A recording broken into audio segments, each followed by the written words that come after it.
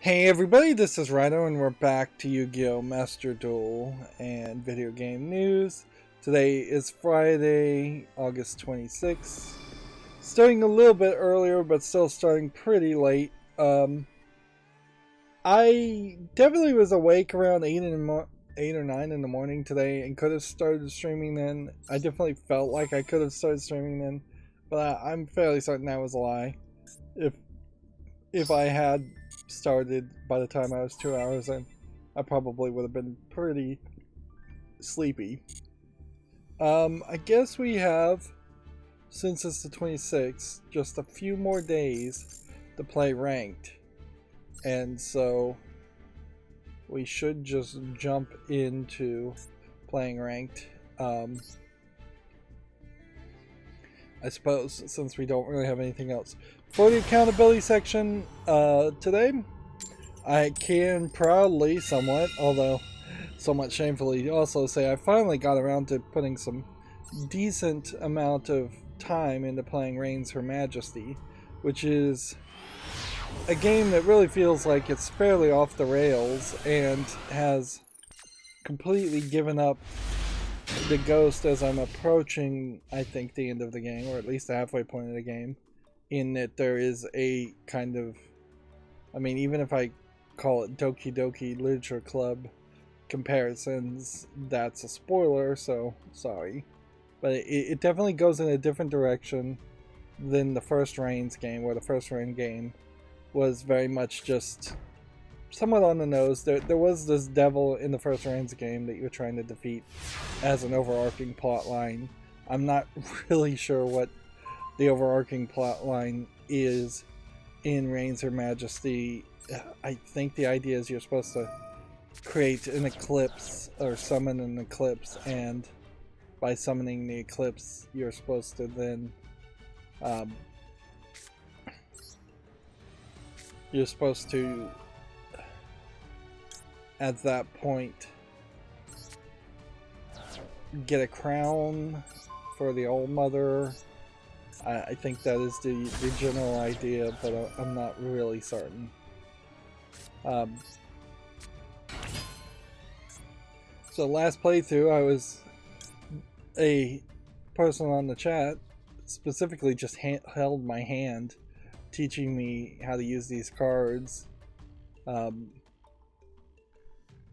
Let's see. So I'll have to kind of remember which one you want to play as first. This Borbo, yeah. So the new pattern should be to summon this. And honestly, even doing this first turn, well, actually, no, I'm fine doing this first turn.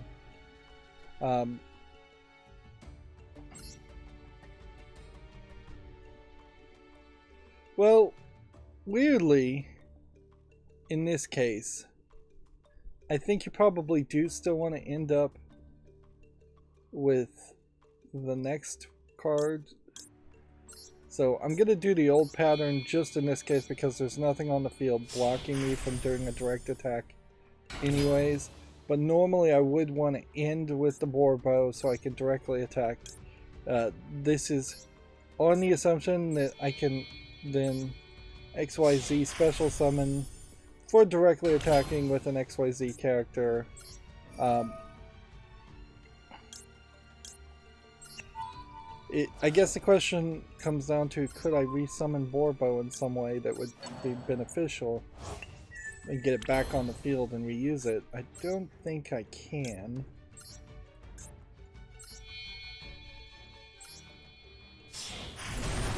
But having Dryden on the field when there's nothing is as useless as having Borbo on the field. And it gets replaced as a concept fairly quickly once you have this Zeus character on the field who can just clear everybody on the field instead of destroying one card. Of course, that would destroy my own card. Detach 2 materials, send all the other cards from the field to the graveyard once per turn. If another card is controlled is destroyed by battle, your opponent's card effect, you can attach 1 card to your hand. Which, yeah, I guess makes an argument that I should have put one of these face down so that they would use a card effect to try and destroy this card so I could attach another card. Because obviously, I guess that's the synergy.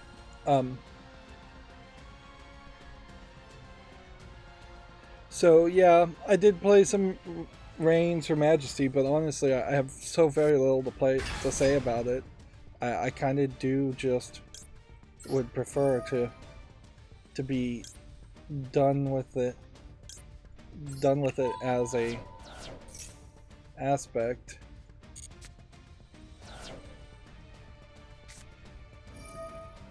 I mean, black hole, destroy all monsters on the field. We might as well activate this ability again.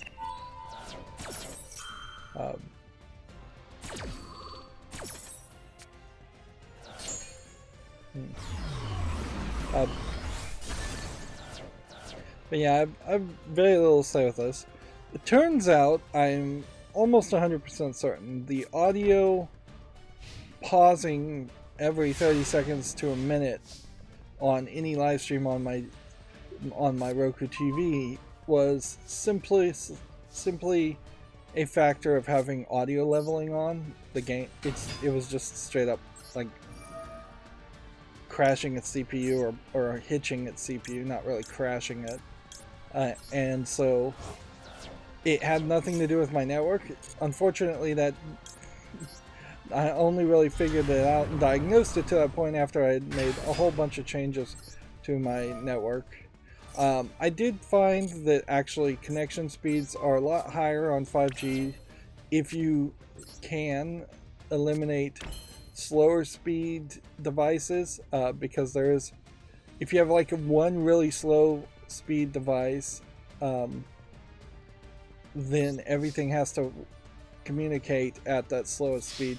That's true for 5 gigahertz and 2.4 gigahertz and 6 gigahertz. So the idea or the concept of having different networks for different devices makes a lot of sense, and blocking something that's particularly weak or particularly far away makes a lot of sense. Of course, the best solution here is just to go with wired. Wired fixes so many things. Buffer bloat seems like a thing if you test for it, but I'm not sure it really is a thing in practical use.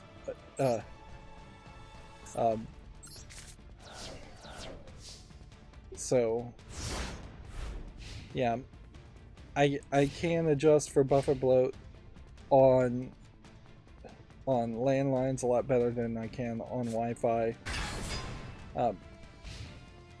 And as far as other QoS things, I have enabled a slowdown for when my phones are backing up through Samba sharing, and a general speed up for when something is connecting through SSL or HTTP, which is honestly 99% of all traffic is going to be through SSL, since everything is encrypted these days. At least it will be encrypted, and detectable is encrypted for a while, although some of that may change fairly quickly too.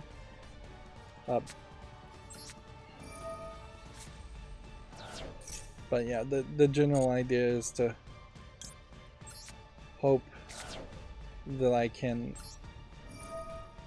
connect to web pages faster and YouTube faster that way, and prioritize that a little bit faster.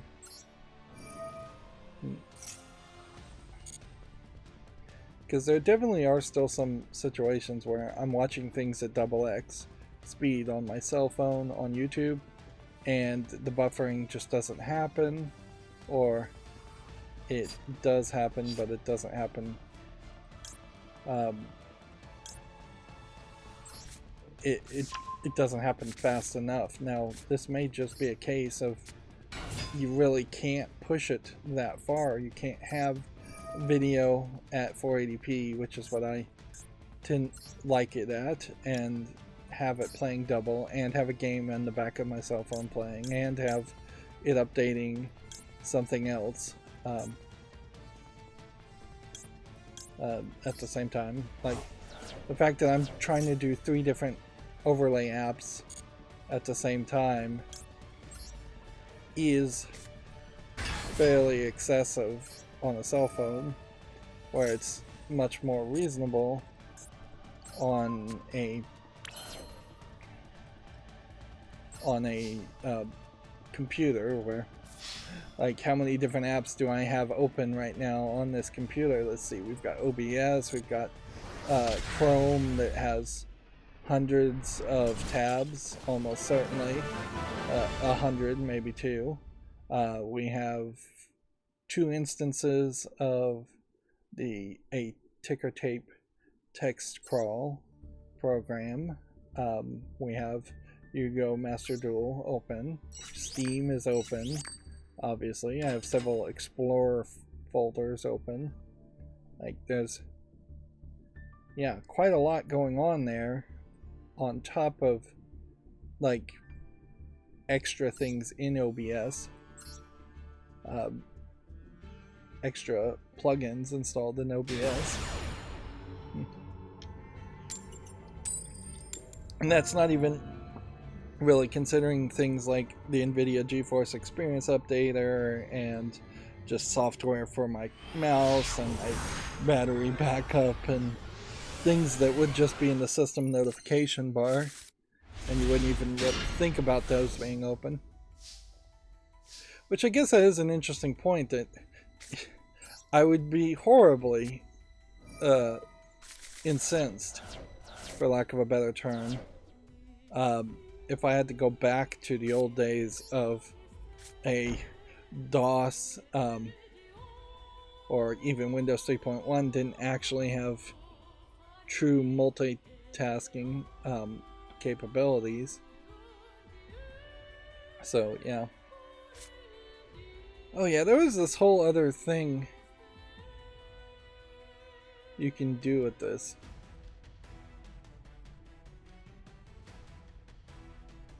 And this card effect that includes any of the following effects, you can negate that effect. Send this card from the deck to the graveyard. And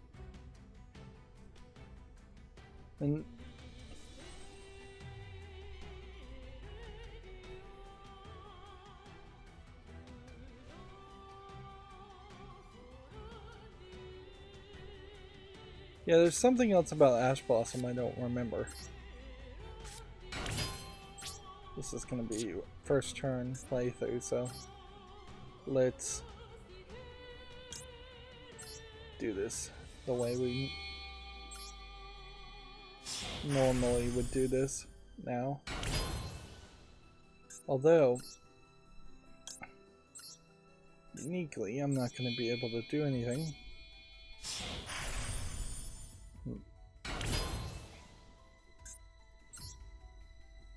Yeah, I am very much just all over the place as far as multitasking, being ADHD, moving faster. I would probably drive most people crazy if I was like in school or something like that. Just having to sit in a classroom for an hour would drive me crazy.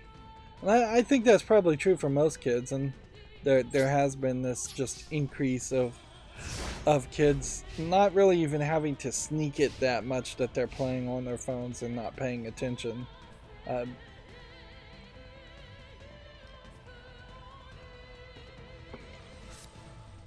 I suppose by the time I was in high school even, which was quite a while ago, the idea of just let that person just let me do whatever I want because I'll get the homework done and turn it in anyways, had been mostly instilled in me, or in the teachers and the school system, so that they pretty much had given up on the idea of, no, you just have to sit there and be quiet if you're ahead of the class. Sniper Ranger is on the chat again. He was the person who helped me play the deck better on Wednesday. He's saying, yellow, look who is back.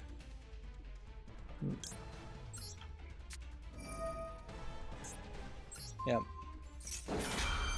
I guess the accountability section also should cover YouTube Shorts. For some reason, the 2 latest YouTube Shorts are not doing particularly well, and that some reason I think may very well be an explanation in that they've changed the algorithm with the YouTube Shorts, so now it does consider your performance for your long form videos. And while that probably is a good thing for anybody who's already successful, for me it probably has immediately delisted all of my YouTube Shorts. So I was leaning towards the ideas that after Halloween month, after October, which is getting closer and closer, that I may very well just give up on the concept of having 2 pre-recorded live streams on my channel, and instead just having 1 YouTube short in the morning and then 1 pre-recorded game thing, and then the standard streaming on Monday, Wednesday, and Friday. And I may very well still decide to do that, because the reason I'm getting rid of 1 pre-recorded series is just because I've been incredibly bad about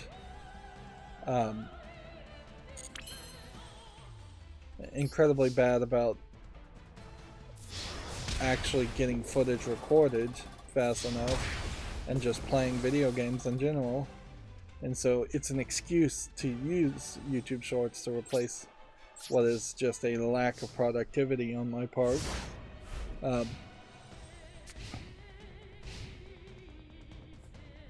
So yeah, it definitely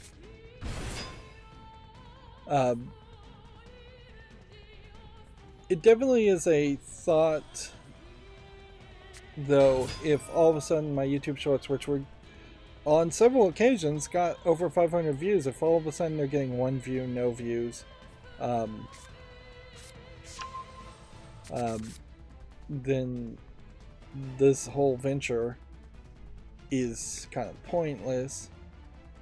I hate to be a YouTuber to say it's all about the views, when really I'm more of a YouTuber that says I need subscribers. I need just random people. I don't even care if they watch my videos to subscribe to my channel.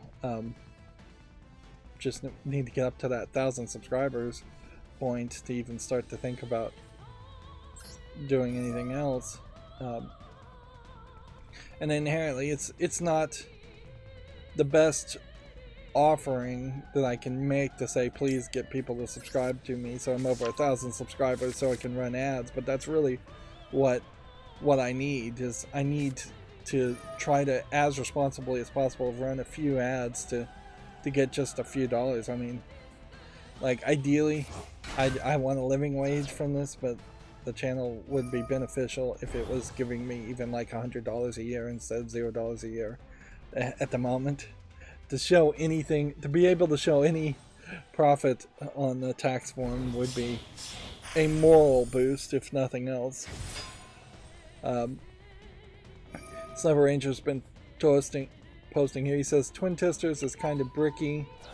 YouTube still getting out the link for first. And then he says YouTube Shorts is unpredictable these days. Yeah. He says, oh yeah, never summon in the extra deck zone when facing cyber dragons. Why?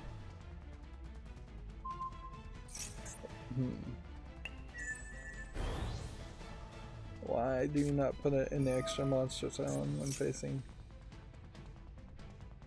cyber dragons?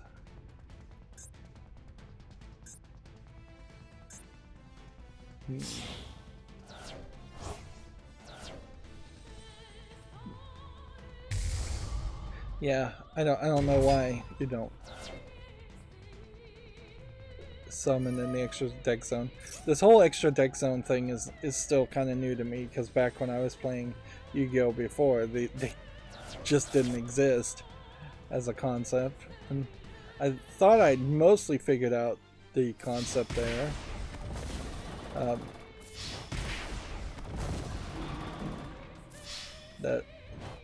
That fusion monster, that is why.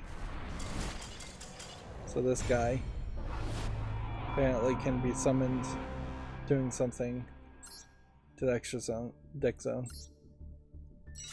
So I guess there is some strategy here around the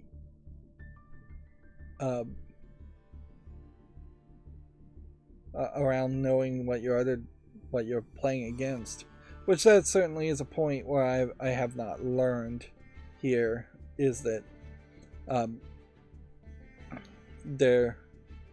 I've really not paid any attention to what my opponent is doing. I've left it up to mostly fate, and you can get very far playing that way, certainly in Yu-Gi-Oh, because very little of what your opponent does has anything to do with what you do. Unless you've got a lot of counters, but even if you do have a lot of counters, it's fairly easy just to always counter the first action and move on from that point. Speaking of moving on, Sniper Ranger did suggest that I cover the news in between games. I do think that probably is the right way to go, so I'm going to try and learn to do that. So we have a deadline article here, which arguably there is not a lot of times I look at deadline articles. There is also talk that Chrome is going to potentially block some of the features of extensions, and they've said they're going to do that. I don't think they're really going to be able to do it. It would affect you, like uBlock Origin, and if it did affect uBlock Origin, that really screws up a lot of my setup, which potentially would put another major process of moving to something like Firefox, and trying to get all the plugins and extensions I have in Firefox to like try and get things to work. Hopefully nothing really changes in this. It's just a lot of hysteria. A lot of people are saying they were going to move to Firefox. Some people are saying they were going to Brave, and then interestingly on Reddit they pointed out that apparently the CEO of Brave is supported a lot of anti-gay organizations and said things to cancel them. And I'd never heard of that. And so anybody suggesting Brave was getting downvoted quite a bit. But as far as video game news that I'm trying to cover here, the Resident Evil Netflix series, live action Netflix series has been canceled after one season. I'm not surprised at having seen that, because it wasn't really a Resident Evil TV show in any way that you would really think of a Resident Evil TV show. It was a action TV show, drama TV show, starring two girls that didn't really connect to any characters in the Resident Evil universe, and they were like the daughters of a clone of Wesker. Spoiler for a show that's been canceled. And half of the show takes place far in the future after the zombie apocalypse with one of the daughters, and half of the show takes place in a new Raccoon City, which I think is not after Raccoon City had already been nuked. The idea there. So even at the beginning of the story, I think you were far ahead of the events of at least Resident Evil 3, if not somewhere around the past the points of Resident Evil 4. On rare occasion, you did see something that kind of looked like a Resident Evil monster and some Resident Evil zombies, but they definitely weren't the focus. Way more than even like The Walking Dead, and arguably The Walking Dead TV show really did use the zombies effectively while still having to make a TV show that mostly ignores the zombies. They really didn't do that. Interesting, kind of at the end, they also show this giant, like, zombie controlled alligator,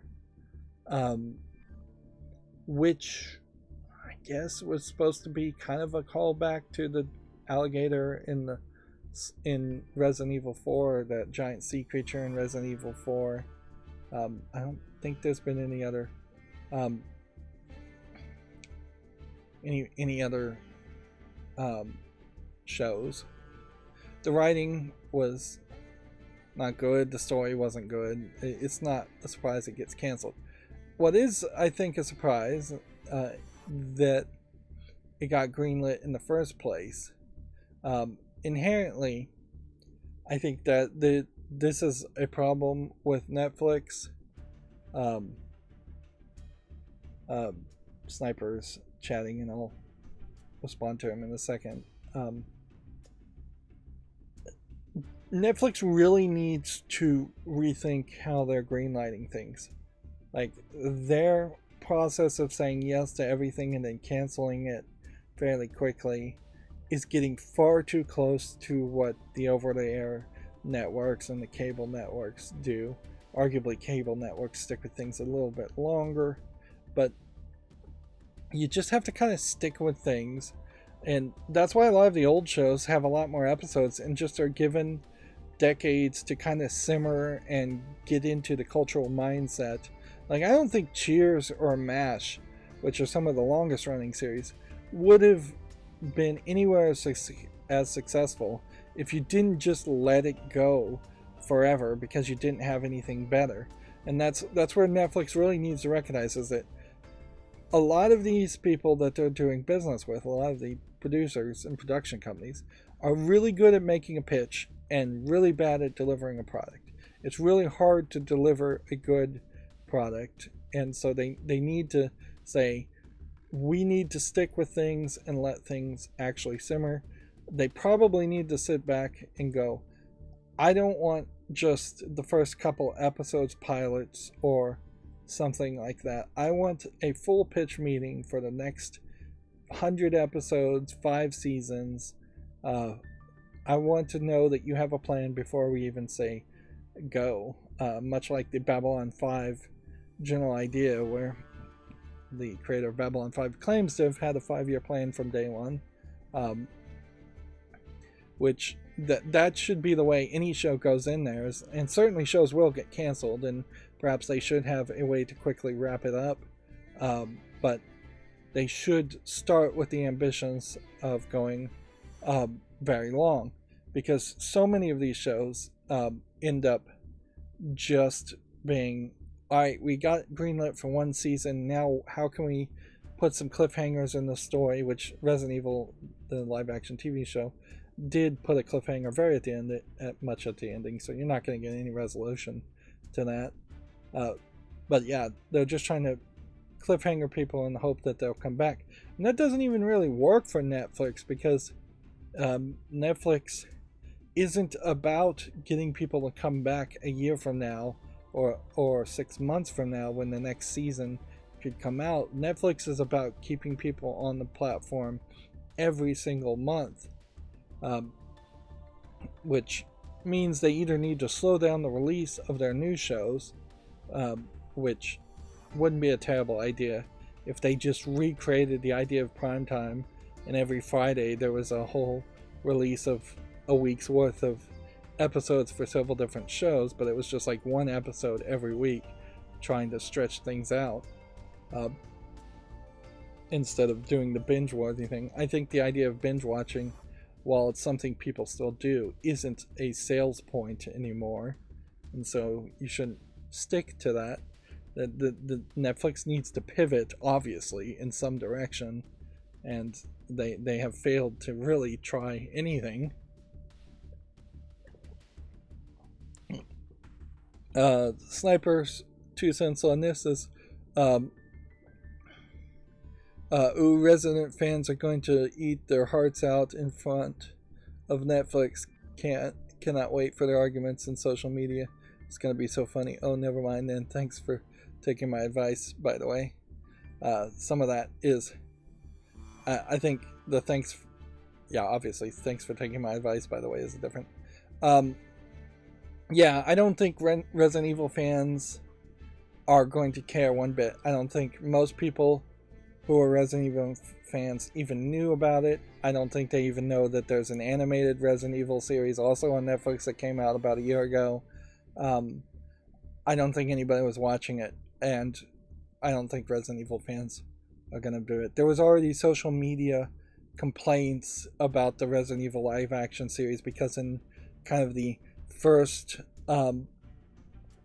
episode or so, maybe it was it was like the first 5 minutes of the first episode, one of the daughter characters, who looks exactly like a Billie Eilish clone. She's dressed all like Billie Eilish and just trying to be edgy, and I kind of like Billie Eilish and what she's doing because she's in music, and her being edgy and weird makes a lot of sense in music.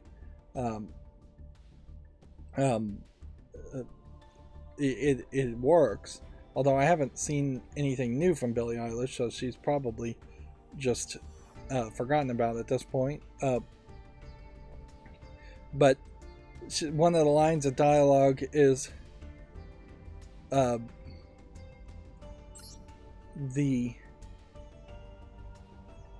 let's see.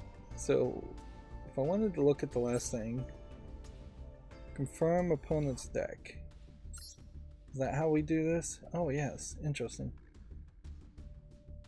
So Sniper's saying, look at the Cyber Dragon deck real quick.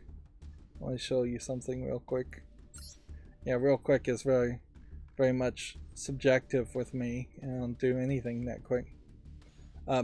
But yeah, there was a line of dialogue in the first 5 minutes of this Billie Eilish clone character being rude to somebody and saying, oh, I just used the internet to look at furry porn. And it's just weird and off-putting, and no, it wasn't furry porn, it was furry hentai.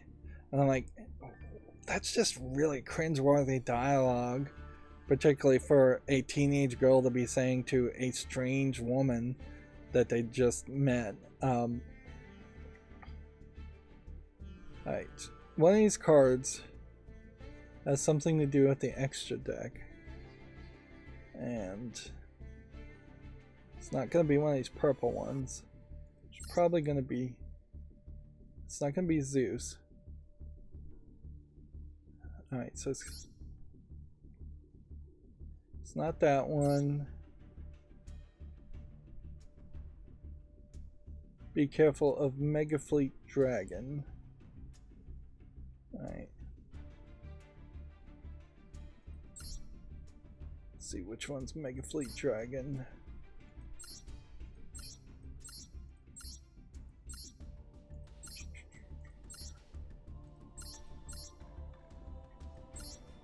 Mega Fleet Dragon, okay. Here it is.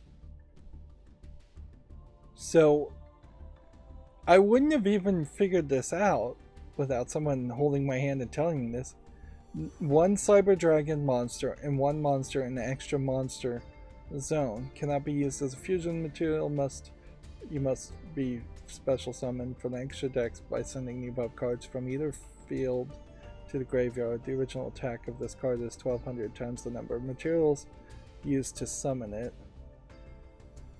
which I guess that means if there was a whole bunch of cards under a XYZ monster in the special zone.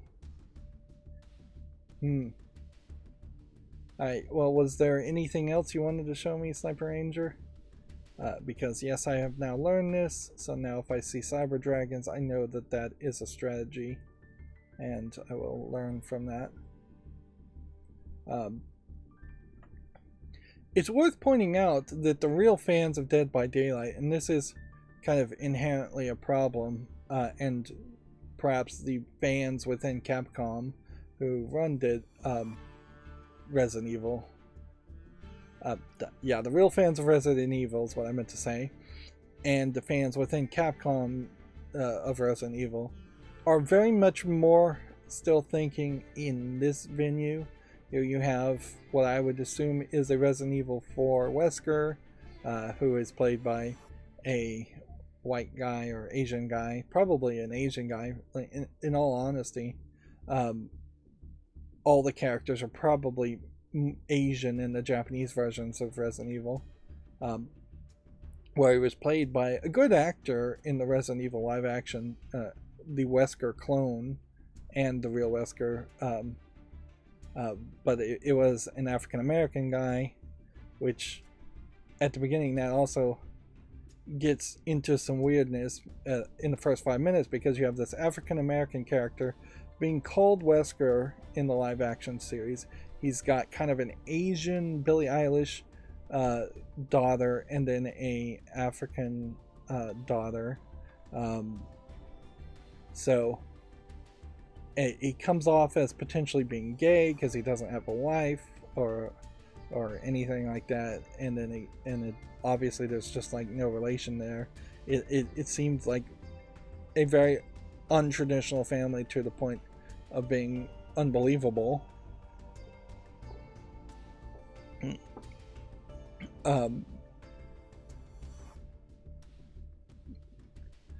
But yeah, the people that really care about Resident Evil are still thinking of the original white or light-skinned Wesker and Asian Ada Wong, and I don't even really care too much about the Resident Evil 0 character here as a character, but she is a appealing to look at character, as it were.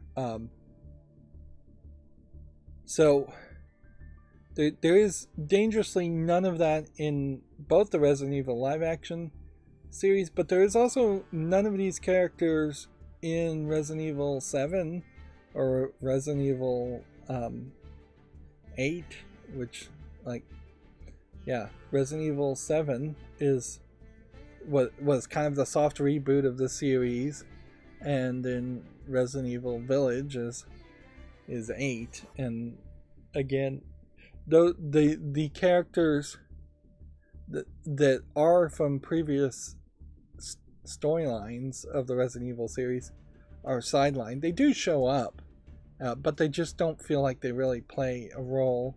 And with Resident Evil 7, the game does they kind of did try to go in a different direction, although they kind of go in different directions with every Resident Evil series, and it does just get crazier and crazier. So I'm not sure that there is even one consistent Resident Evil fan that exists out there, because there's, I think, just so many people that are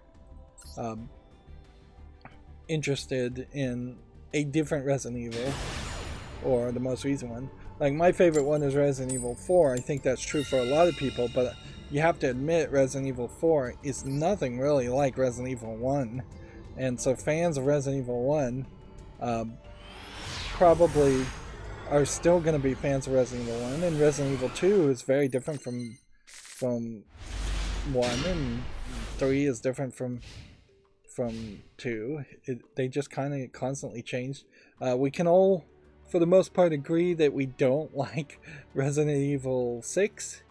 I think even Resident Evil 5 is pretty good. Resident Evil 5 did have that awkward interaction where you were playing as Chris, which Chris is noticeably missing from this image of Dead by Daylight.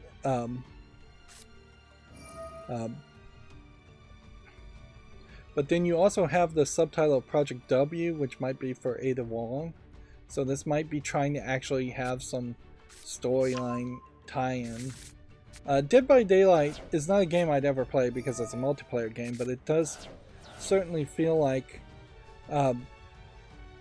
they're doing their very best and trying as hard as possible to keep themselves being relevant, whereas so many other asymmetric horror games did just give up and stop adding content. Dead by Daylight definitely feels a lot like Fortnite, where it's just adding a whole bunch of stuff. Let's see.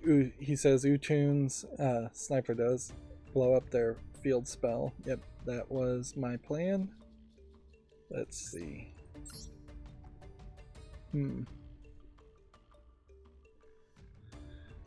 How do I want to do this? I guess we could start with this, but doing this is probably the wrong move, because if he has some kind of counter spell now, yeah, that was the wrong move, because now I have to detach this, and that was dumb. And if he has some kind of counter spell, that messes that up. So he should have kept the pattern and summoned this first.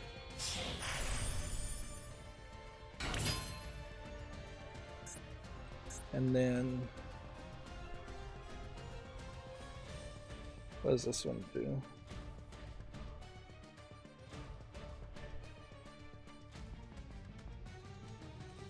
Special summon it, a card.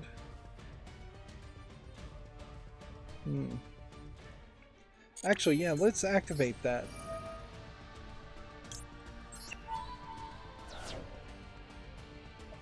What I want to do, I guess, is bring this back here. And this will leave something on the field extra.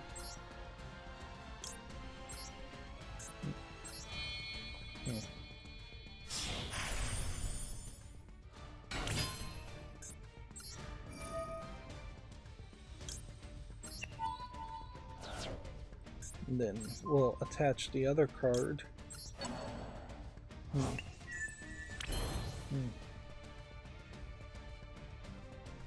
And one last summon here.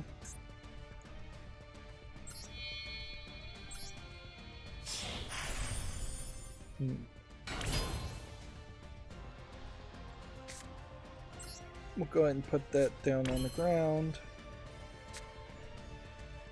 And let's just attack and, well, let's see, I could do 1200 more damage at the moment. Honestly, I could probably do about 3000 more attack. Let's go with that, yeah. I may be overcompensating here and putting all my eggs in one basket. But if I've done my math correctly, this should be 4 cards now that I can get rid of. Yeah. Put that on the field. And banish the Dueled field spell, which probably potentially stops him activating a bunch of spells that he could have activated otherwise. Right. Now, is there an extra value in special summoning a 2? I don't think so. Let's just attack now. We'll start with this one as a direct attack. Then do that one. Because if he was going to counter anything, he would have countered then. Go over to this point. And I should be able to summon Zeus now. Yep.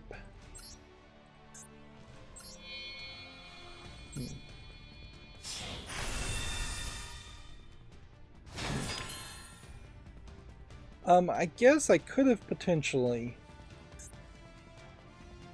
summoned something else. But I'll keep everything here, because maybe if I had summoned this guy, then he would have let me special summon this.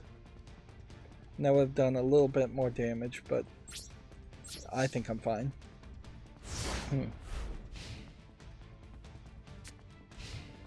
Sniper Ranger continued saying, blow up the field spell or any card treated as their field spell. No tunes on the field is not an issue, so you're good.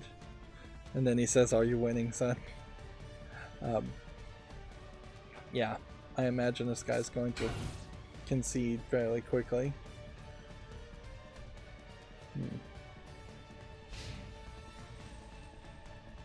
Let's see. The Myst series is on sale, and the most recent VR supported version of Myst is the only one I don't actually own. The game they published, Zed, on the other hand, was not very well supported. I don't think this game right. The Eye of Atlantis is even made by Cyan. Right, let's play or we're gonna concede here.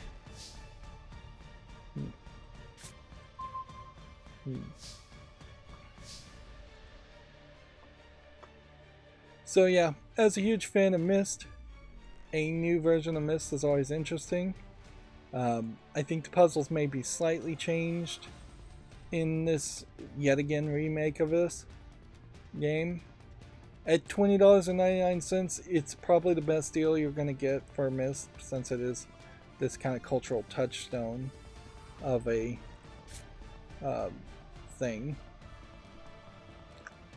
Okay, I guess what we'd want to do is activate this ability.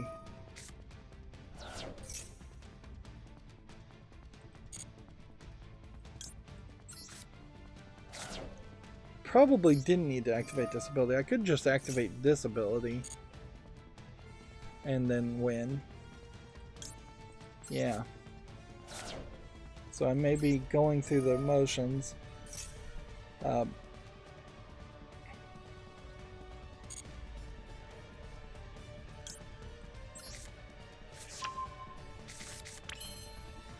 Let's see.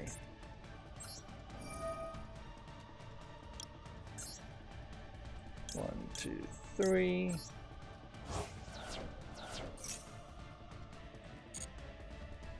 We'll just bring out something.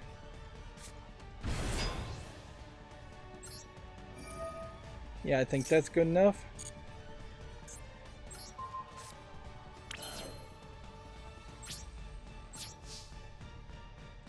Yeah, we don't have to go any further.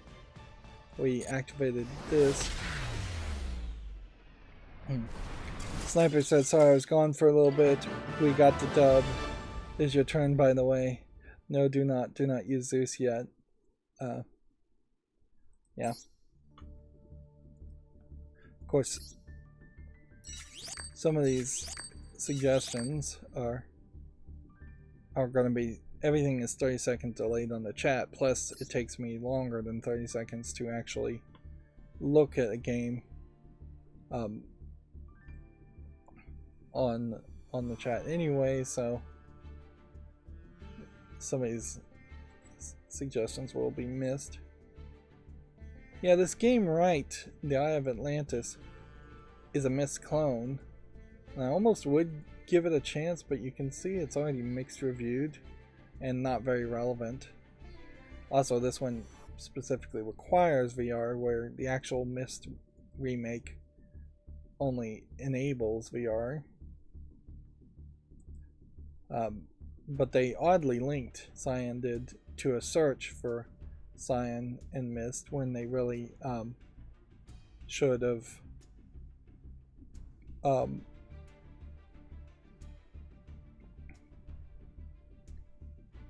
they really should have linked directly to the Cyan's publisher page on Steam. Sniper says Zeus is only used when it's absolutely when you need to, though, to just Yeah, I guess that makes sense. You don't want to use Zeus, overuse it, because it does detach to materials, and it's somewhat hard to reattach materials.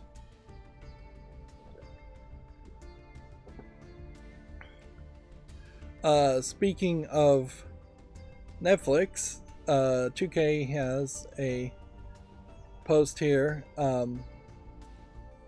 saying they're all hyped to share the Bioshock Netflix movie news with y'all, and also PS, the amazing team at Cloud Chambers, which is definitely not the people that originally made the first Bioshock, are working hard on the next Bioshock game, and they're hiring. But as for the Netflix Bioshock movie, Francis Lawrence, the Hunger Games, Catching Fire, I Am Legend, and Slumberland, has joined to direct the live-action film adaptation with Michael Green, or Michelle Green, of Logan, Blade Runner 2049, and Death on the Nile. I've only seen Blade Runner 29, writing the screenplay. Inherently, this is the fact that somebody has to write a screenplay, and you do have to do that, but it shows that video games don't just directly connect and convert over to movies. And when you think about Bioshock as a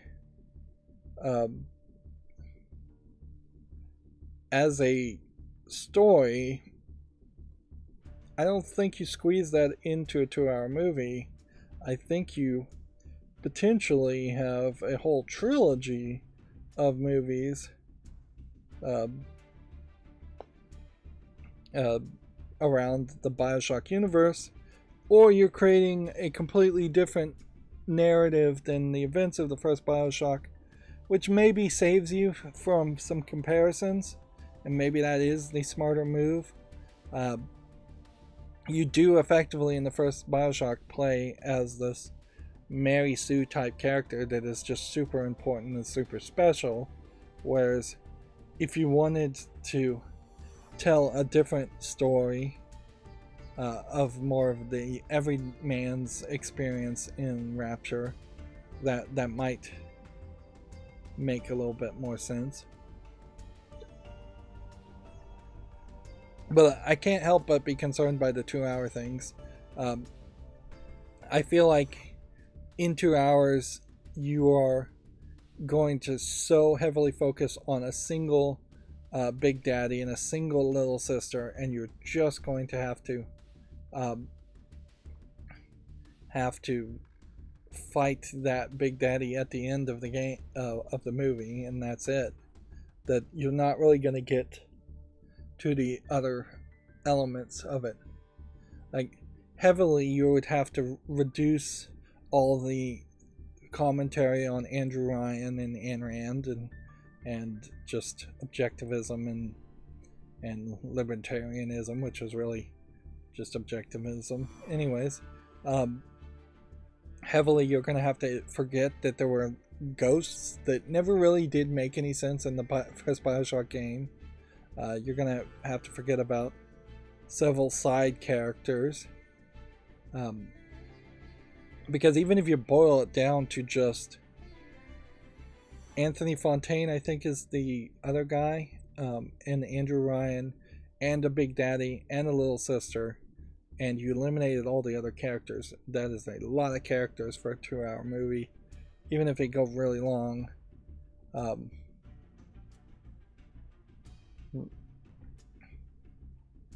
So, yeah, I've still yet to see a single, like, successful video game comparison.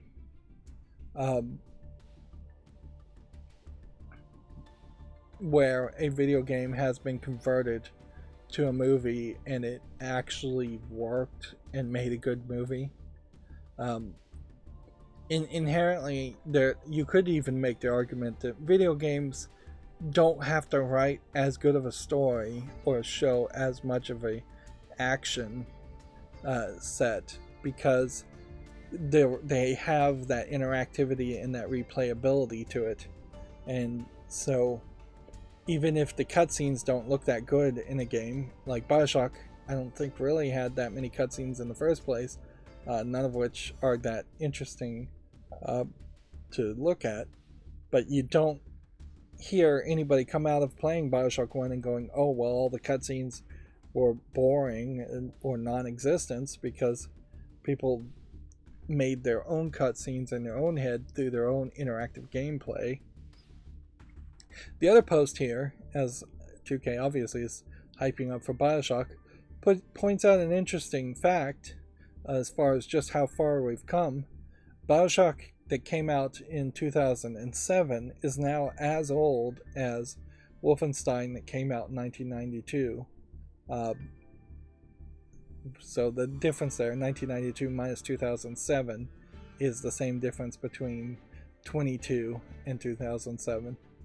And if anything, that points to the fact that while there was a lot of room for improvement as far as graphics and controls and gameplays in 1992, there is considerably less room for improvement between the last 15 years.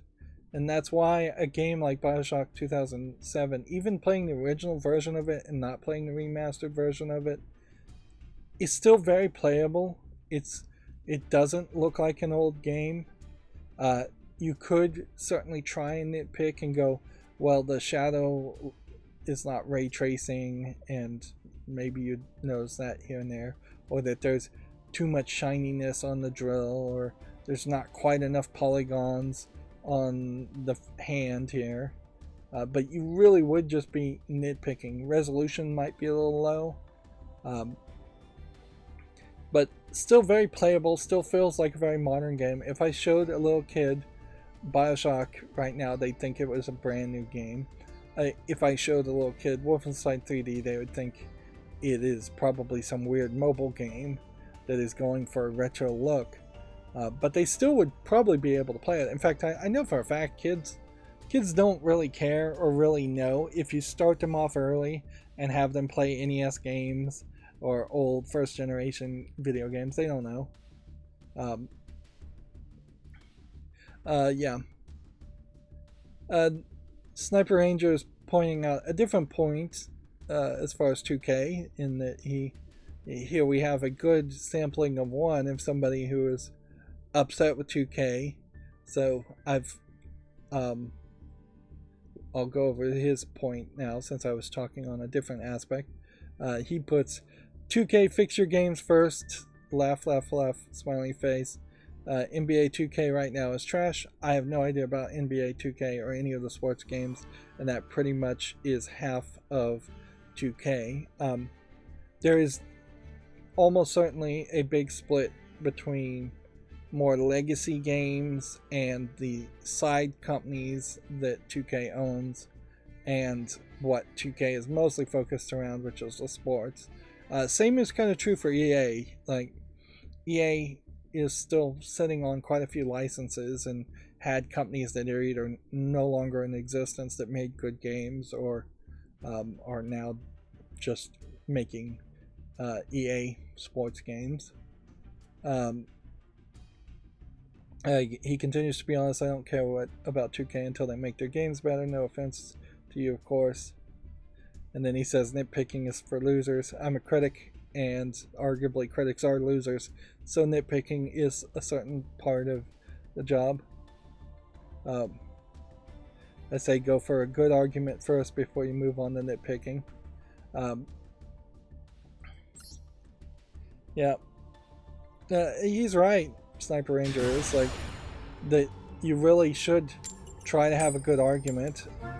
Everything I'm saying is very much off the cuff and off the top of my head, and if I was trying to script things out, I would do a second pass and try to have better arguments.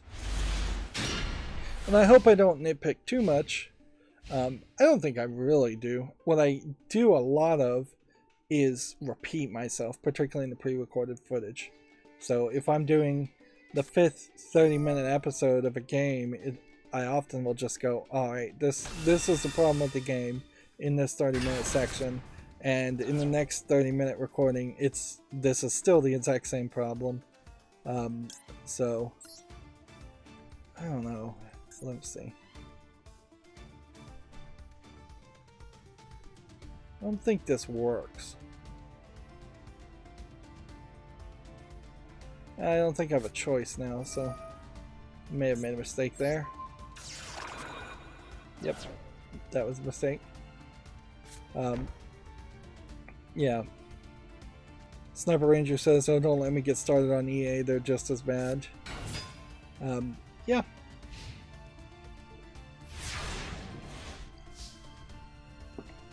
I heavily would speculate, as somebody who is more of a proponent of smaller, medium-sized video game companies, if a lot of the acquisitions and mergers had...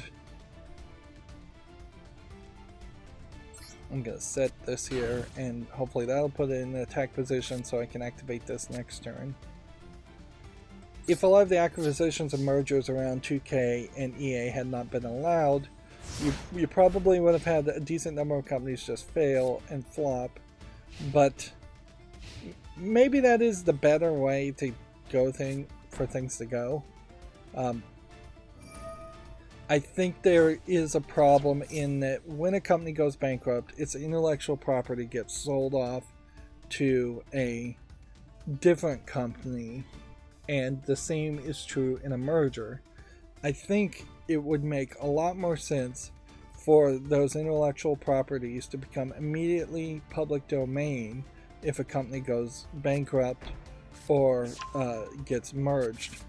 So the assets that get acquired in a merger are more just the talent and the physical computers and things like that. If ideas, say somebody writes a great novel,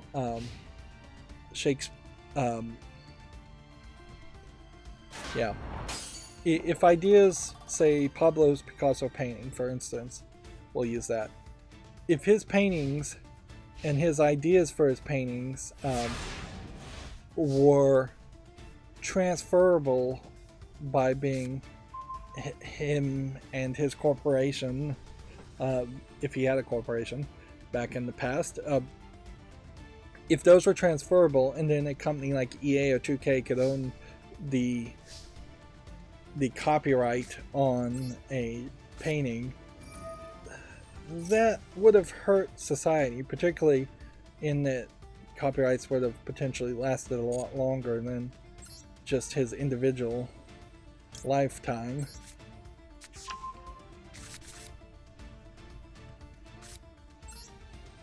So yeah, we constantly have a problem, and I'm probably not explaining this very well, but yeah, we constantly have this problem in which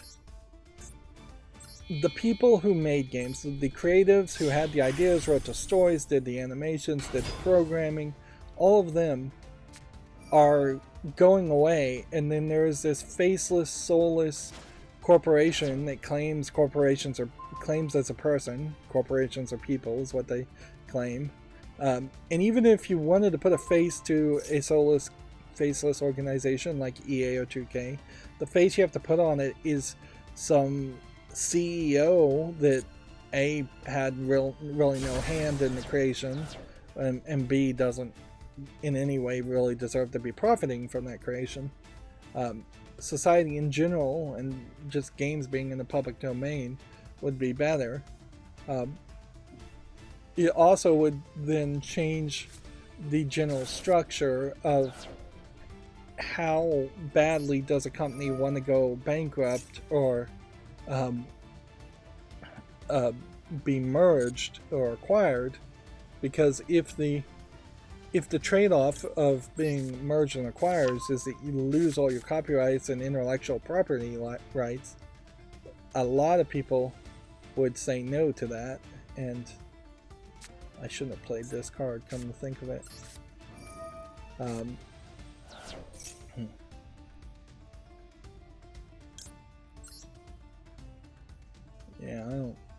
reason to play that. I hit the wrong button there. Well, I guess we could send this here.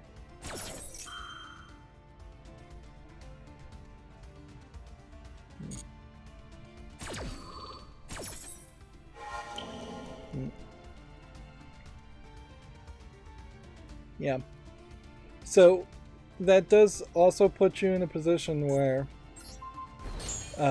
if they were not able to transfer IPs, then a lot of these mergers and acquisitions that are being announced right now probably would be something you would have to reconsider or rethink.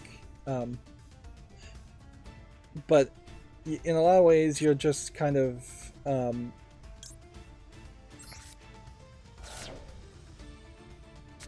you're really just at a point where these current mergers and acquisitions with like Microsoft and Activision Blizzards in the long run probably are going to hurt the consumers.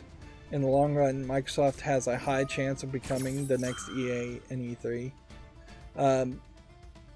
Yeah, and there's just really no way to stop that momentum short of the laws being changed, and crony capitalism is unlikely to change the laws to actually benefit the people more than just the small minority of fat cat CEOs and rich people.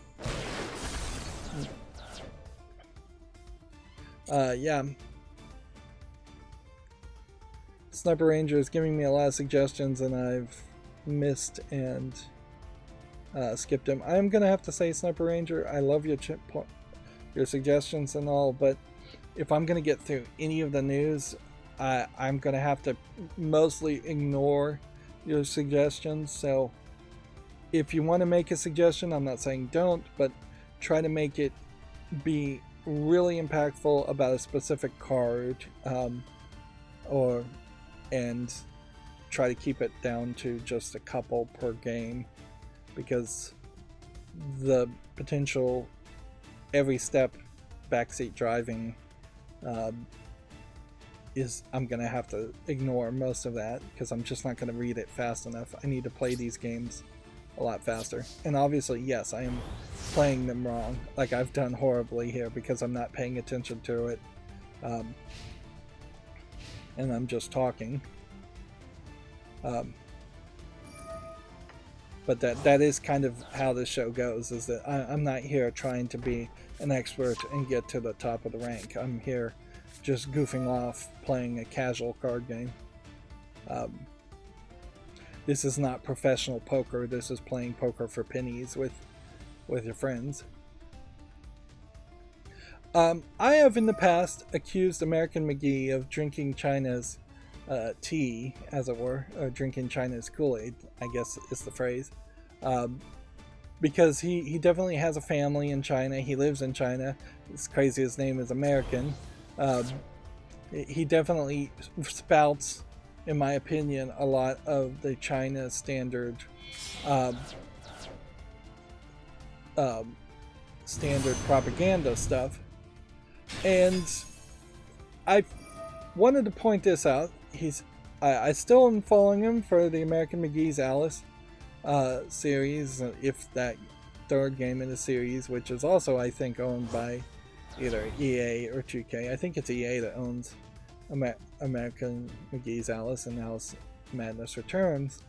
But yeah, he tweeted out on his personal tweet, which is also kind of his business Twitter, kind of insane how many electric vehicles are already on the roads, and China feels like there's always a Tesla or 3 in sight, with robust charging infrastructure in most places, and the news that the infrastructure is getting an upgrade, living in the future. And the thing he's quoting here says, "Stay informed, this tweet links to a China state-affiliated media website," which, okay, like, that doesn't inherently mean it's more propagandistic than a lot of the feel-good stories that come in any news site. The only slight difference here is that if your local Fox affiliate is doing a feel-good story about the United States, they probably aren't getting that much direct instruction or funding from the US government. But they are getting some, certainly. Like you don't get to be on the airs for free. You're not just doing pirate TV or radio. Since this isn't really a video game story, I don't really care. But previously, when he had been missing for several weeks because he was in lockdown in China, and he came back and said, oh, the lockdowns weren't that bad where I was, or it was very random. It's like, that's definitely didn't feel like that was the case.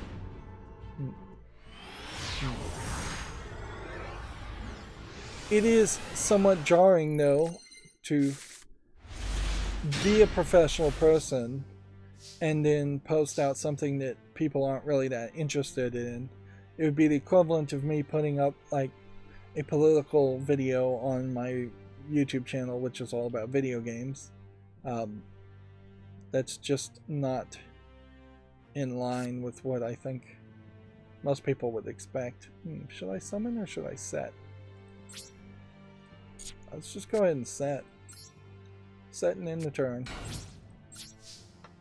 Because you can see his previous post on that was just help us pick an angle for this scene. It is very questionable how much of American McGee and his team Spicy Horse is actually going to be involved in the development of the new Alice Asylum game, compared to how much they are just heavily pushing their Plushy Dreadful and Alice, like slightly related Alice Madness Returns and Alice game merchandise, plushies. So yeah, they definitely are heavily more selling plushies than they are actually looking like they are making a game. And you can kind of know that because I haven't checked lately, but I don't know if Grimm or any of their other games from Spicy Horse ever got back on Steam. The Alice series did, which was again published by EA, but the rest of the series I am not certain about. So let's just go and do a search here, and let's see if we can find Grimm.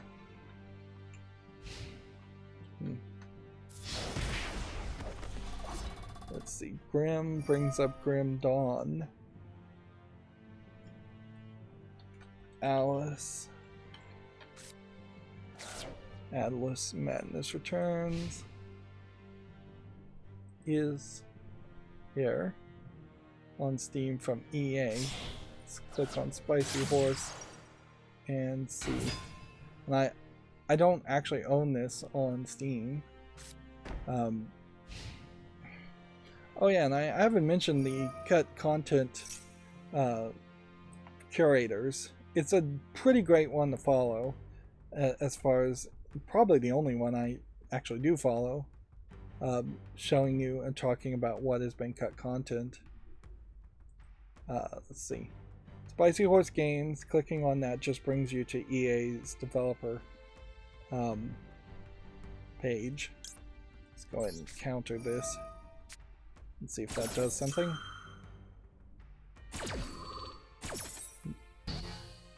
So to actually get it to work, I think you have to probably search this way. Spicy Horse. Nope. It still seems very much like the entirety of the catalog of Spicy Horse games is still missing with no update or note. Which, yeah, that just doesn't feel like they either can run their own individual game publishing, or that they've just screwed up something terribly badly. Let's see. Let's destroy the attack position creatures at the moment.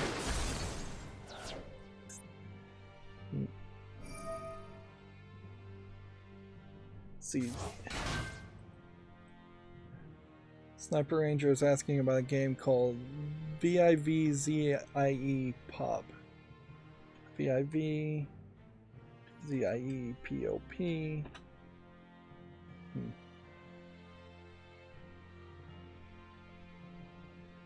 I have never heard of this company, so if this is a game or a company, it's not on Steam. I can tell you that much. If you have any more information, I could search that, but yeah. I see a YouTuber and a Twitter. Apparently, this might be the creator of Has Been Hotel.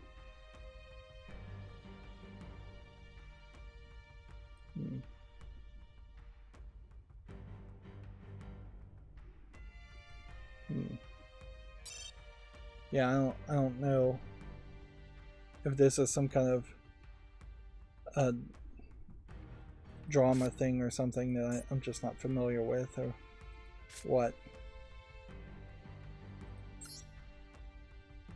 So yeah, that's what I'm seeing here, is that it's a person who was formerly known as Spindlehorse, so maybe that's where that came from. Creator of Has Been Hotel and Spindle and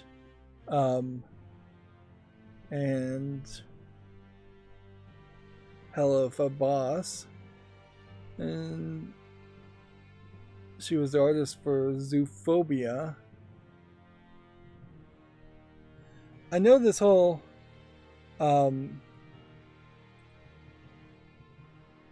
Has Been Hotel is something people talked about a lot and never got anywhere with. As far as it kept feeling like it actually had a chance of maybe being a cartoon on TV. And then always, unless a cartoon is on TV, it doesn't matter. Yeah.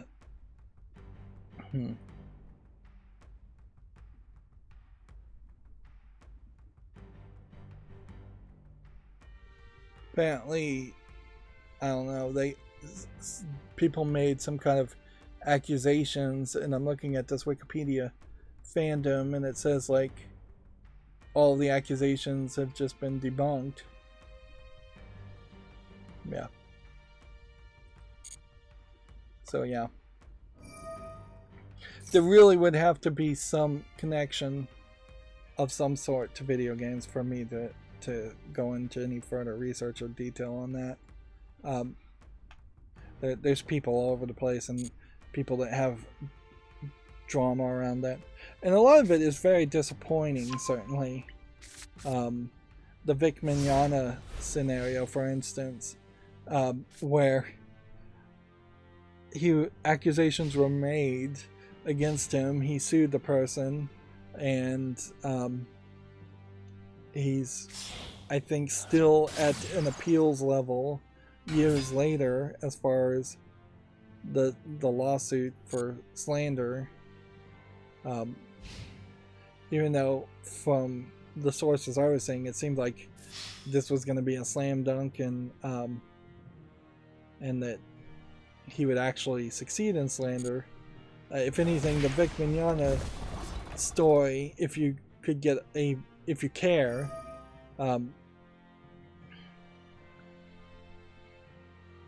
is probably much closer to what would happen in the Johnny Depp trial than what happened in the Johnny Depp trial. And remember, the Johnny Depp trial did kind of go that way originally in the UK, so it took a lot of PR and a lot of lawyers for Johnny Depp to actually get any kind of success, or even have a court case that just kind of finalized in some way. And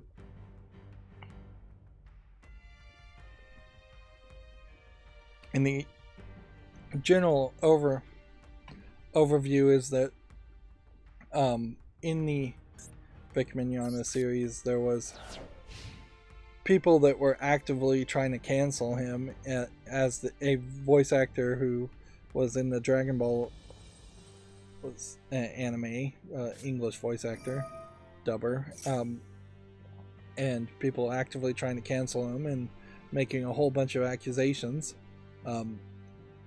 of which he probably has been overly friendly and maybe even slightly too friendly to some of his underage fans at anime conventions, but it really is more of a case. I have no idea why I activated that. It seemed very much more like a case that he was just overly friendly, or at least they tried to sell it that way, whereas it seemed very much the case that every time anybody said anything about Vic Mignon online, there was a couple of people who were seeking out and Google searching his name to slander him over and over again. And yet it still didn't really, the court case still really didn't go to Vic Mignon's favor, because one side will argue the judge did not interpret or run his court correctly, and the other side will say that he did it perfectly well in a very early anti-SLAPP motion, which SLAPP stands for Strategic Lawsuit Against Participation, which is supposed to protect free speech, and I've never really seen it actually used in any way to actually protect free speech versus just to stop people from suing for slander, which is kind of fine, because in most cases suing for slander is not worth it and it's not going to get you anywhere. You have to prove actual damages, and the Vic Mignogna case, there were actual damages he could have proved if he had gotten that far. And so yeah, he lost on the first motion for an anti-SLAPP claim, and then it went to appeals, and as far as I know, the Vic Mignogna never went anywhere. Now, does this have anything to do with video games? No, it has to do with more just cancel culture in a crazy way. But yeah, most stories go that way as far as accusations, and in general, that is why I try to stick to video game news more than talking about drama or specific people. I probably could be more successful if I chased drama like that, but you only get successful for so long before you end up going crazy chasing that kind of drama. Are we anywhere? No, I am not getting anywhere quickly, but maybe we can turn things around now. Sniper Ranger asked a while ago, what about NBA 2K? I'm gonna have to say I don't play sports games, so I don't know anything about any sports games. I try fairly hard not to hate on gamer bros, as I call them, or people that play sports games exclusively, but I have just no connection to them. We are just a completely different species of people. I don't even like real world sports, so like I don't watch anything. I found curling kind of intriguing for a brief moment. Billiards is kind of fun to play in the real world, and I'm pretty good at that. And I'm pretty good at darts. But yeah, I'm definitely more into the solo experiences, even in real world games. The whole team sports concept is just beyond me, and I just have nothing in me that cares about them or ever cared about them in general. My knowledge is very limited as far as sports games. Every year I know they get new lineups and new updates, and then it seems like every year they are disappointingly either buggier than the last year or just as buggy as the last year. And they don't seem like they really get any features that are new, and I don't know how you really would add new features. I know a lot of them have a lot of loot boxes and microtransactions, but that's about all I know. I think the wrestling games, the WWE games, are probably slightly worse than other sports games, but probably only slightly worse.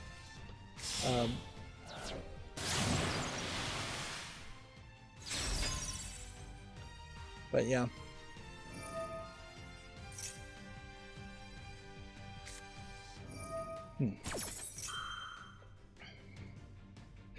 I don't think too many people talk about sports games in general, and even mainstream video game journalists don't really talk about them, which shows that there is a disconnect between a significant percentage of the actual player base of people who actually play games and video game critics. But this is true in most art forms. I can speak to that. Like, most people go and watch the Marvel movies, like Marvel Avengers Endgame, something like that. Very few people go and watch the indie small movies that critics love and love to talk about. Like Schindler's List is kind of a great example of that. How many people have actually sat through Schindler's List? The number is probably a lot lower than you think. Even though it's something everybody says you should watch, nobody really wants to watch it. And then there are definitely a lot of small indie films nobody's even heard of that people have missed. I wouldn't be surprised if more people watched the remake of The Wicker Man than people ever watched the original Wicker Man movie.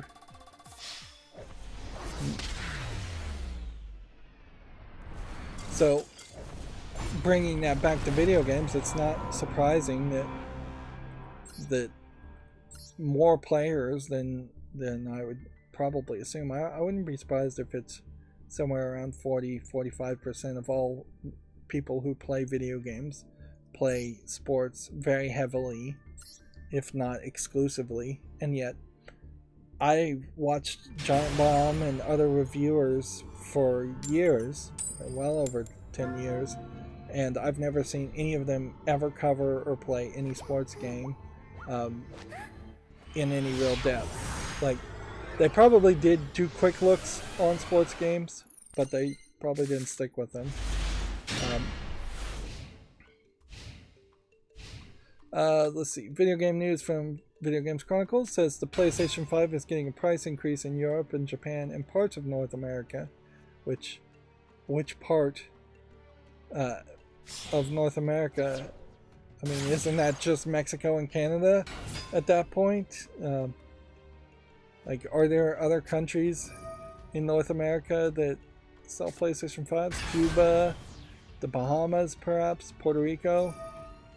Like, it seems like they've actively bent over backwards to not increase the price in the United States, while raising the price everywhere else. It says Canada and Mexico. Yeah, I imagine they wouldn't even bother to mention it if they were raising the price in like Cuba or the Bahamas.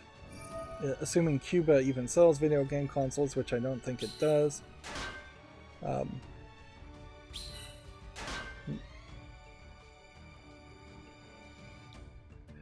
Sniper. No, it isn't Sniper Ranger. It's Rotten Cheese. A different person has come on the channel saying, "I challenge you to a duel." At this point, there is no benefit at all to playing people. It's cumbersome and just a hassle on Yu-Gi-Oh! Duel Masters. And so I've previously said that until something changes and they update the feature, I'm not going to play anybody. So I decline your challenge graciously as I can.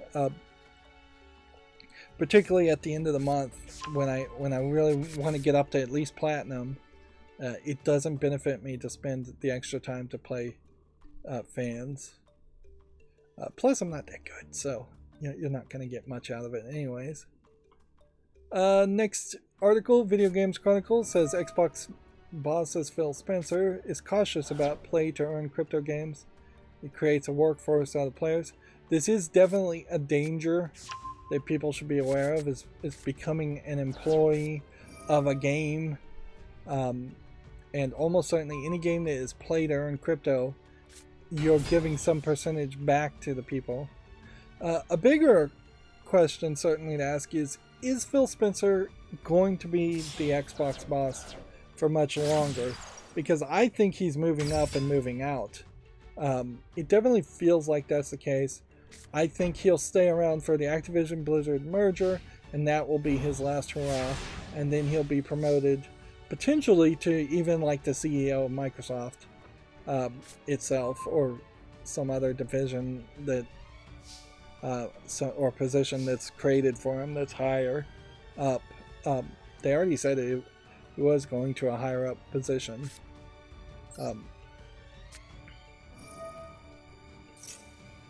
But yeah, his interviews may stop holding as much weight.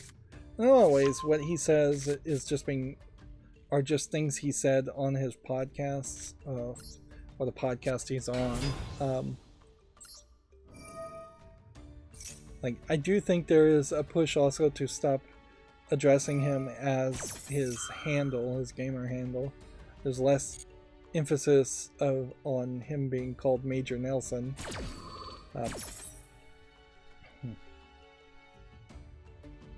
Which even that handle is probably pretty old. Like, Major Nelson, I think, is from a very old TV show, if I come to think about it. Let's see. Video Games Chronicle says analysts predict that the PS5 price increase will have minimal impact on sales. Yeah, probably, because they've had such a difficult time already keeping things in stock, keeping PS5s in stock, that it would be not that big of a shock if it had a minimal effect on sales.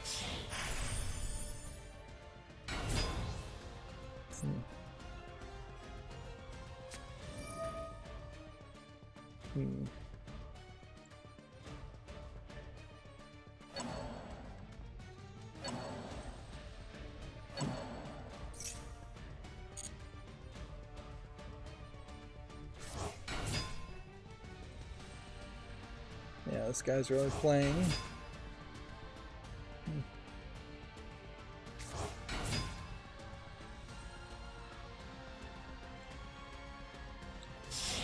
Video Game Chronicles has September's quote free games with Amazon Prime having leaked, and that has been updated to say Assassin's Creed Origins, Middle-earth Shadow of Mordor, and FM 2022 are included. I suspect none of these are actually going to be through Steam. I definitely would not keep Amazon Prime for the free games. I don't think it's particularly that good of a deal. Even if you were just new to PC gaming and didn't have already a desire or generic needs to move towards Steam. Like, when the free games with Amazon Prime started and you were getting Steam codes, that was something I enjoyed a little bit of. In a lot of ways, I've hit a point where buying Humble Bundles no longer makes sense, because I already own most of the games that they rotate on sale. And Steam sales are not making the most amount of sense because I already have too many games in the first place.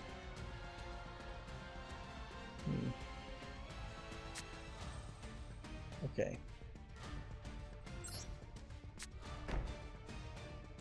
Here's something I should know. Can I quick play a spell if it's set face down or on the opponent's turn, or should I have left it in my hand to quick play it on the opponent's turn?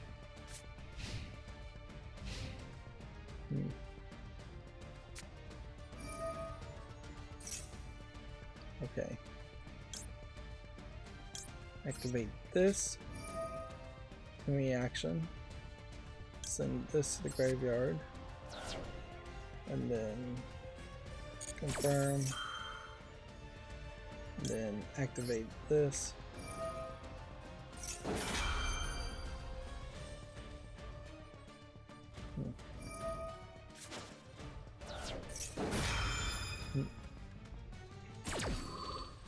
I don't think I'm gonna get very far here.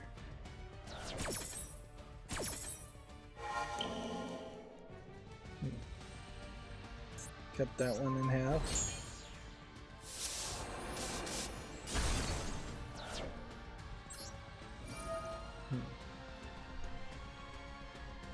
Add that to the hand. Well, that may get me where I need to go. Video Games Chronicle says the PlayStation VR 2 will be playable for the first time at the Tokyo Game Show. Yep. And on Wednesday, they announced a new DualSense controller that just looks like the old DualSense controllers. I still really believe this is the future of controllers, though. The idea of having a guard around your controller so you're not going to bump into things is a decent one. I think these controllers have some kind of finger sensors, whether you're gripping with just one finger or multiple fingers. It splits the controllers in half, which I think is helpful.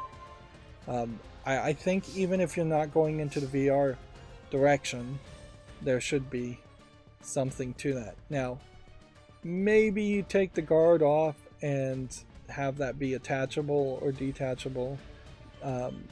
Maybe that would make some sense.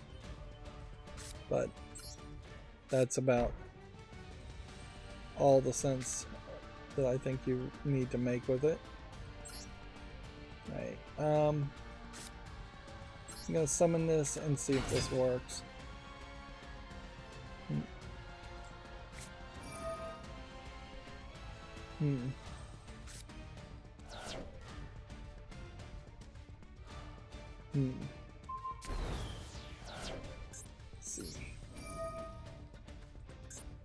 We should have exactly 4 cards. Nope, we actually have more cards than 4.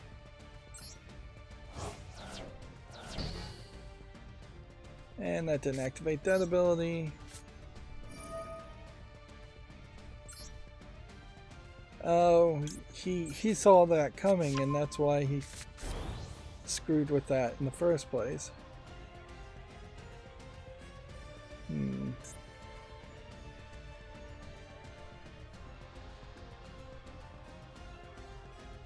Well, if I try to activate this ability, it won't work anyway, so I have to just end the turn here. And hope I can just can move better in the next turn. Let's see. Video Games Chronicle says Dark Souls 3 PC servers have been brought back online after 7 months. Bandai Namco is still working to restore online features for the other Dark Souls games. Notice how they emphasized their newest game and then moved on to their second newest game, and I wouldn't be surprised if they at some point just abandoned getting Dark Souls 1 or 2 from having their online servers back on.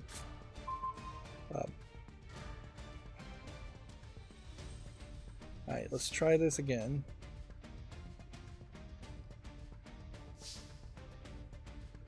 Summon this.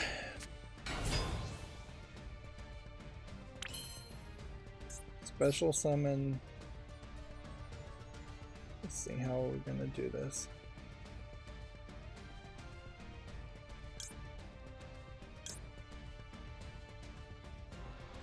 We gotta pick one, which I guess means we have to exclude this one first.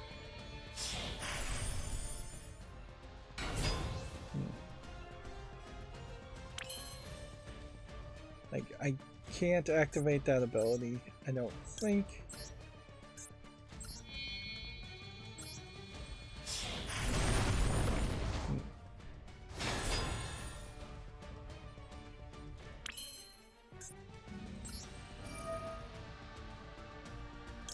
can activate this ability, but I can't target that guy. Interesting. So, had I just read this card, I probably would have known that I couldn't target that guy. So I do end up with the right character, though at the end, I think.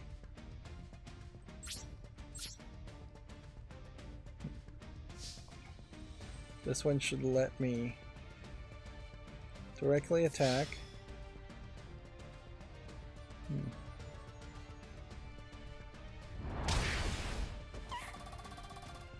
Then we go to main phase 2.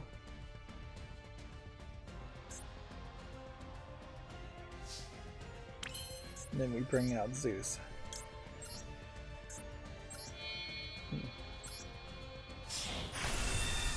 Basically don't ever do anything in main phase 2, so it's not super surprising that I missed this.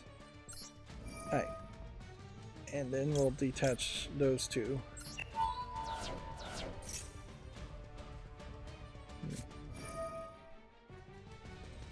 I don't think Call of the Grave will do anything there.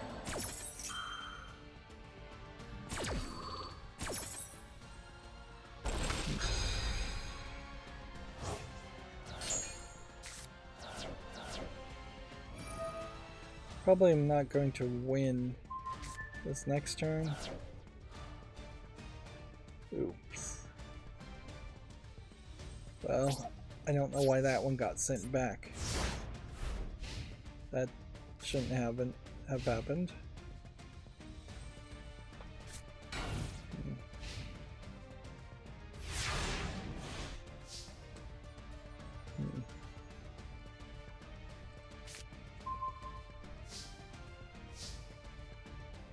Right.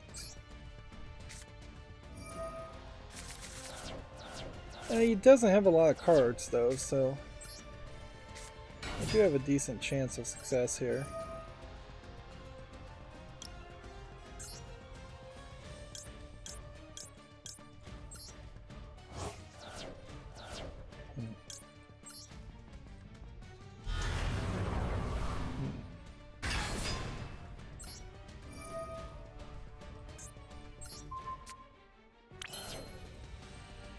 Yeah, I guess we leave everything else where it is. Nope, we battle first, then we end the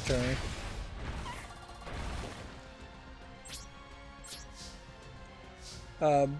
Moving on, the Video Games Chronicle says the Elden Ring publisher is working to secure IP and partnerships amid merger and acquisition spree. And then Namco says the industry consolidation is cutting smaller publishers off from the best studios, which that probably is true. Sniper Ranger says Pot of Desire sucks. I think it's one of the cards that's going to be nerfed.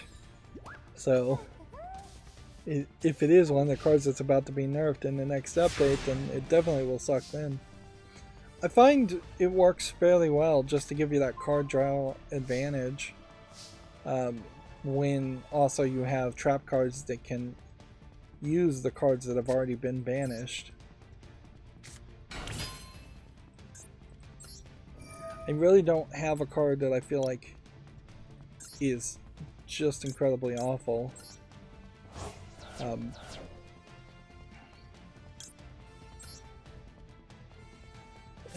In my deck. So there might be something that's better, but I'm just not really aware of it.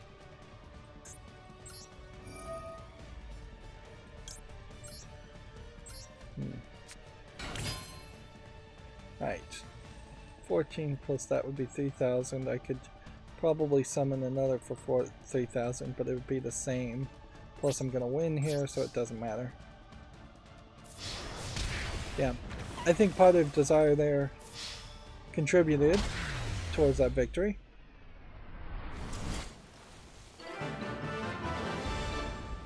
Let's see. The Umbrella Academy showrunner is developing a Sony's Horizon TV show, which The Umbrella Academy on Netflix probably is a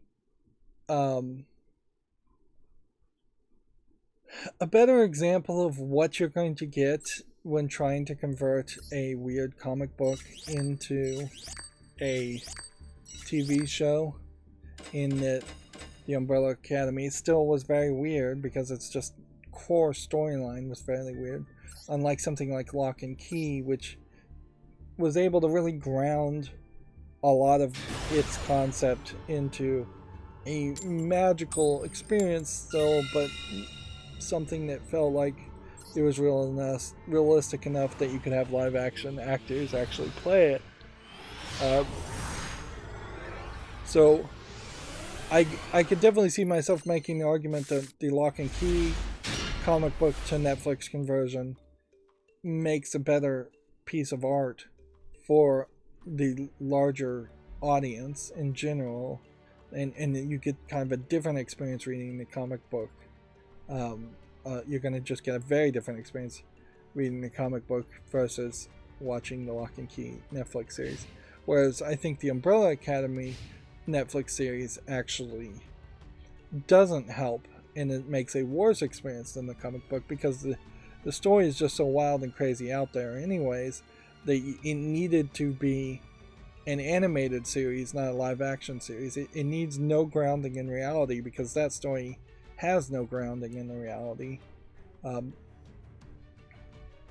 I don't know how much of that has to do with the showrunner at all. So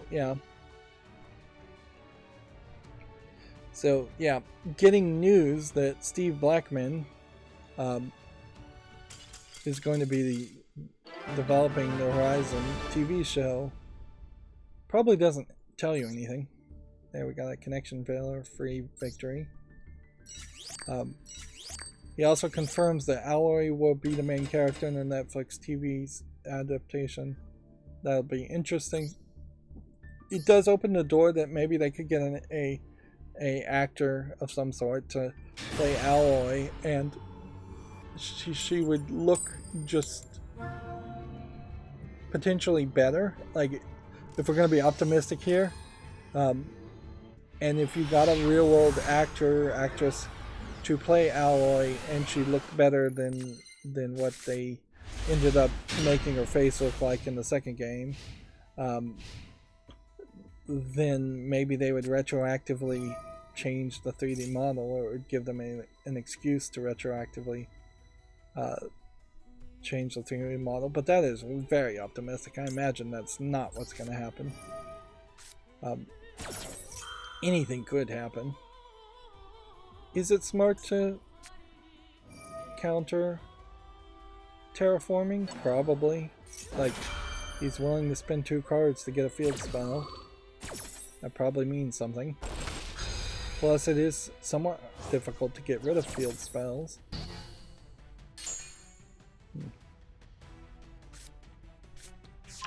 As far as Sony's adaptations to movie and TV, though, we really haven't seen anything that successful from that. In the same way we haven't seen anybody that successful in anything.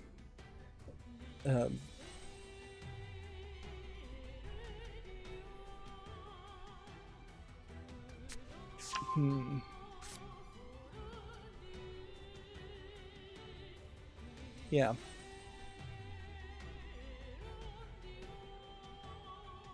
Yeah, I don't know if the Horizon Zero Dawn series makes a lot of sense anyways as a live action, because it does just feel like it's going to be big budget, and it's going to feel a lot like the Halo series, of what I've heard about that, where you just get further and further away from showing the things that are difficult or expensive to show on TV or movies by making it live action. I'm going to activate this, but there's a decent chance this isn't going to work. I think I know the strategy here that this person's playing, and if this is a strategy I'm thinking about, then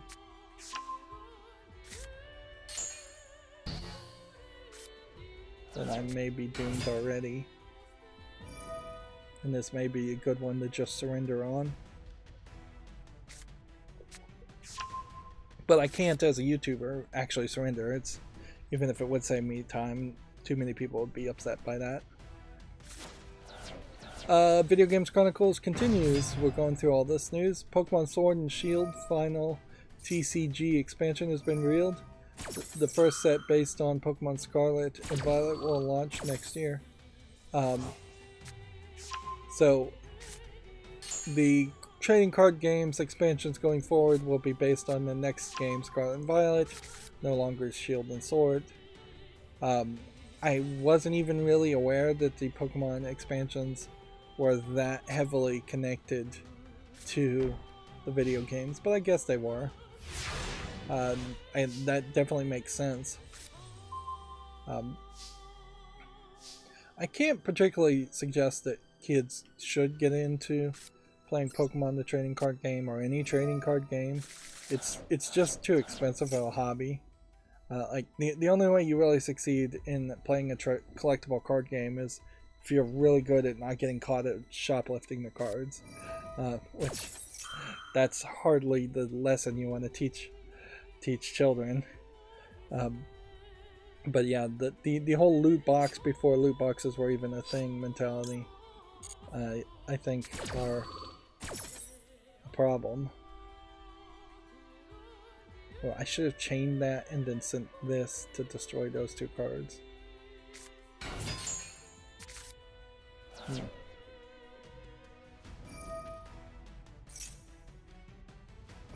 Let's see, the Epic Games Store has revealed its next free titles. Shadow of the Tomb Raider and Submerged Hidden Depths will replace Ring of Pain. I think we had already heard that, but okay. DICE has revealed that the Battlefield 2042 Season 2 will launch, which launches next week.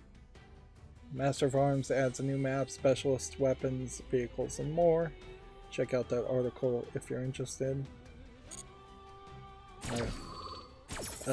Not interested in those Battlefield Call of Duty games.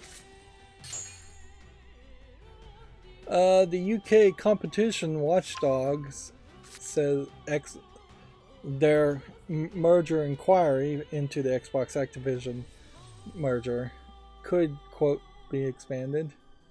It's claimed that the Competitions and Markets Authority may need more time to review the deal.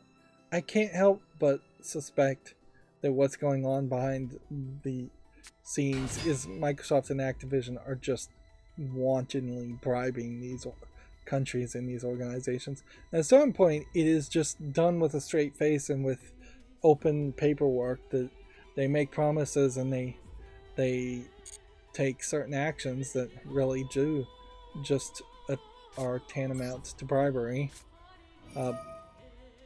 Certainly would explain the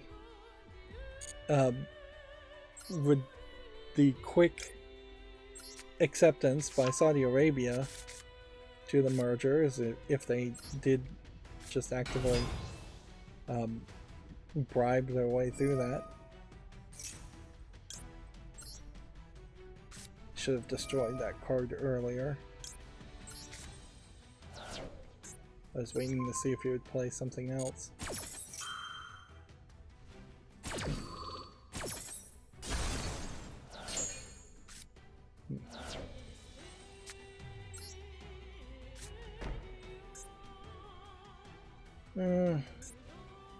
Apparently I can't special summon now. So the effect worked.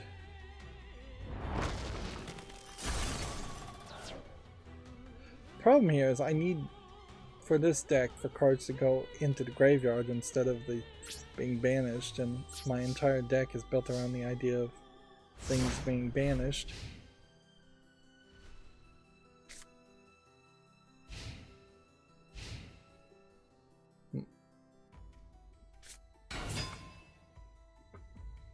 I still heavily suspect that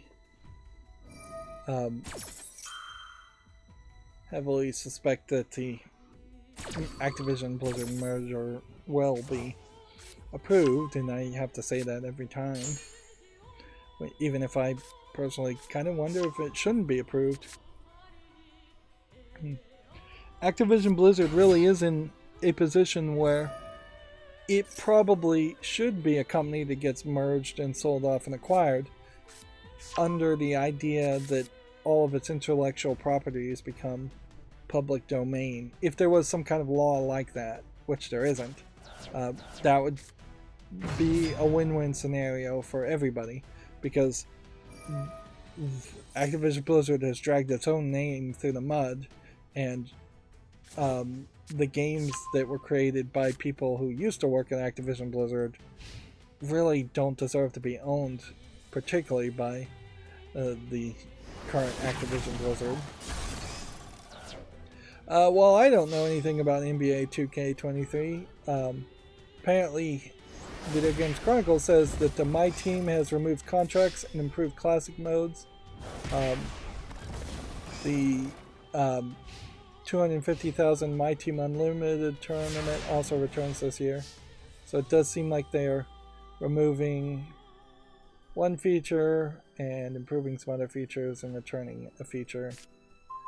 Check out the article if you want a more in-depth explanation there, because I can't personally give it to you.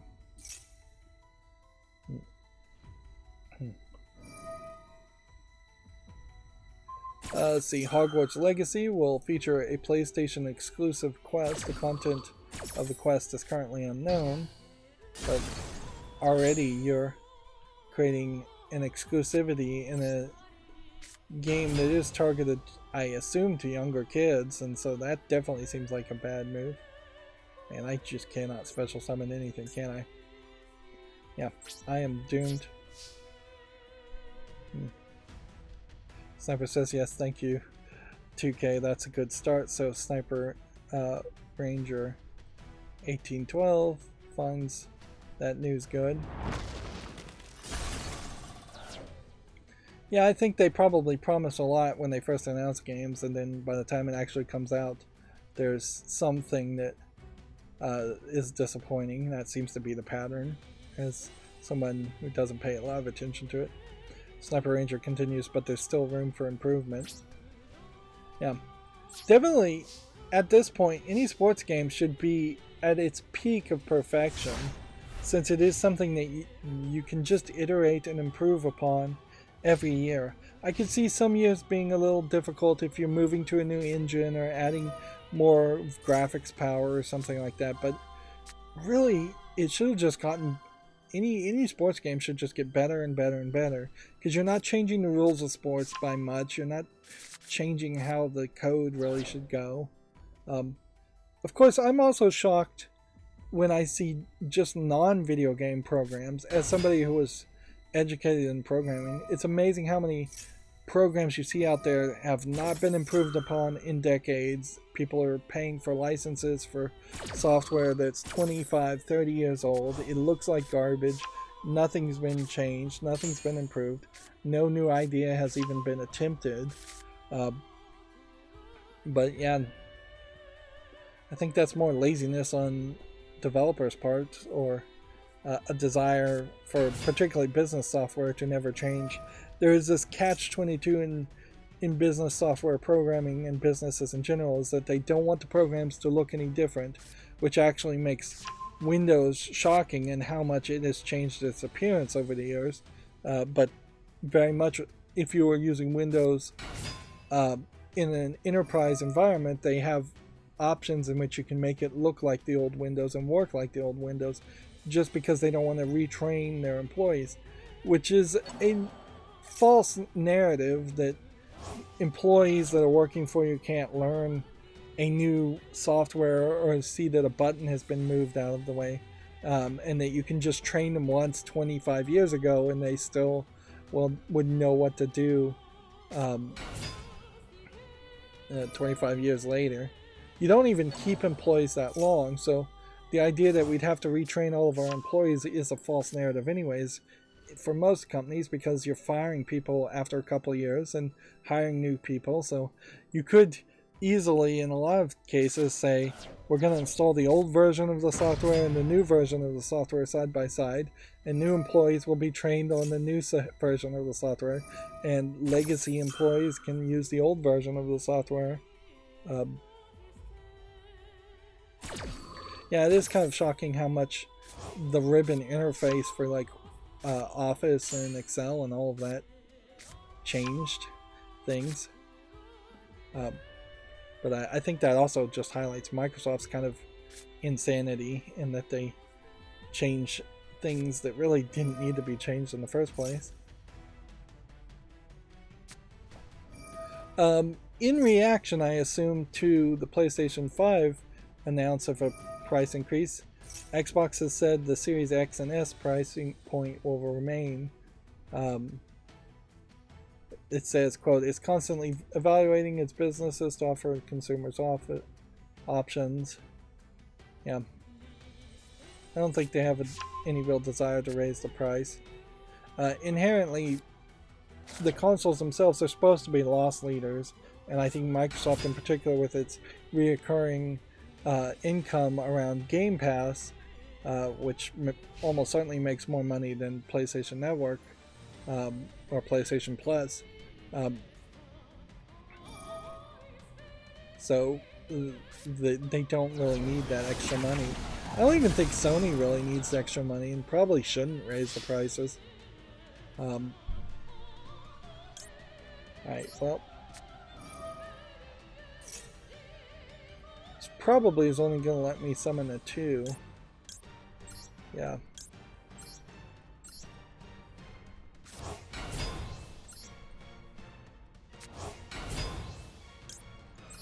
So this may save me 1 turn, but I don't have anything. I actually don't understand this card because it seems like sometimes I can get things from being banished and use them as materials, but sometimes I can't. I've not figured out the difference there. Because that feels like that should have let me summon a 4. Summon 4 creatures, but it didn't.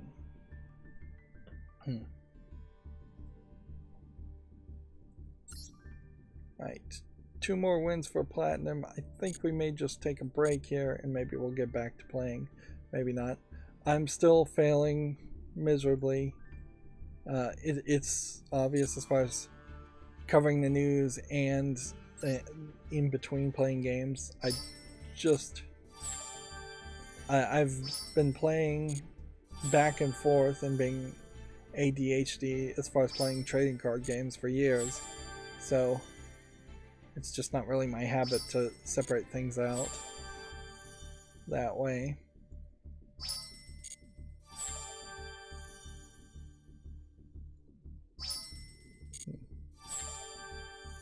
We've already done all the daily stuff except for dueling in solo mode, and we have spectate duel live. And I still am thinking that if you have 10 packs, you should buy these legacy packs, just because we should do this before the update happens, even though that probably isn't going to affect anything. Getting these legacy cards in your collection as early as possible is still probably the right move too. If they expanded the draw pool from these legacy packs, and instead of it being about 7,000 cards, it was, let's see, yeah, no, it's about 4,000 cards. If they expanded this to 5,000 cards,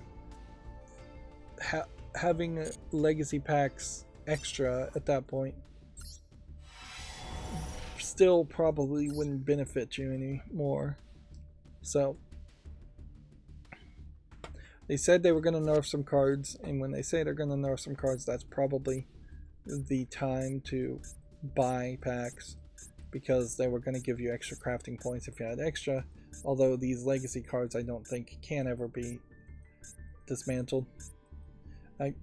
There is, unfortunately, more hope in this game than I would like. More in the case that I have to hope at some point I can dismantle some extra cards that I have. I have to hope that at some point this game will add a few better features and a few more features, add some kind of different gameplay mode like cubes or drafts.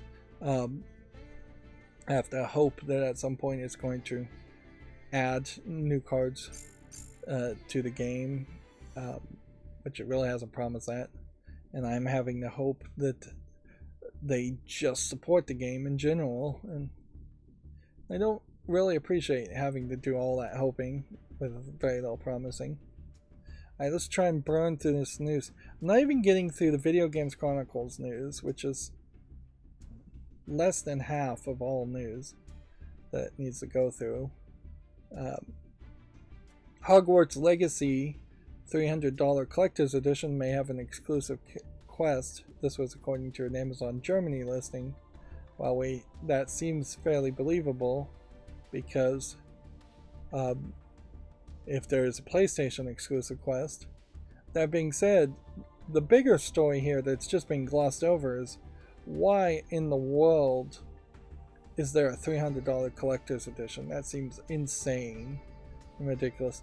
If anything, I would have hoped that this shortages and pandemic would have put an end to most overpriced physical limited edition collector's edition products, and there would be ideally no premium versions of any game,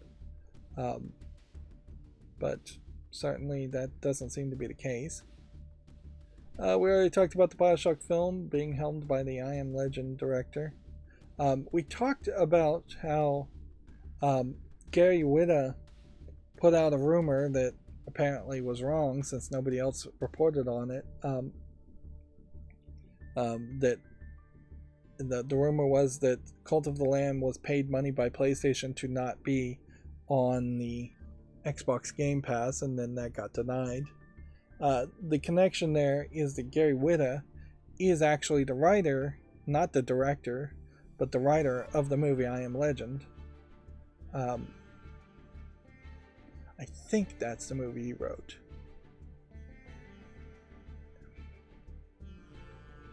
I could be wrong about that, because there's another movie that was a remake by Will Smith.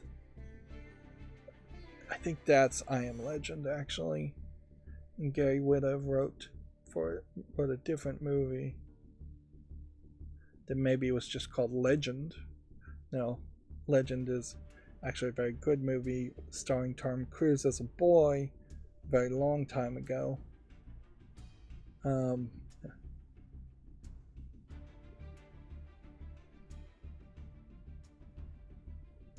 Jeremiah?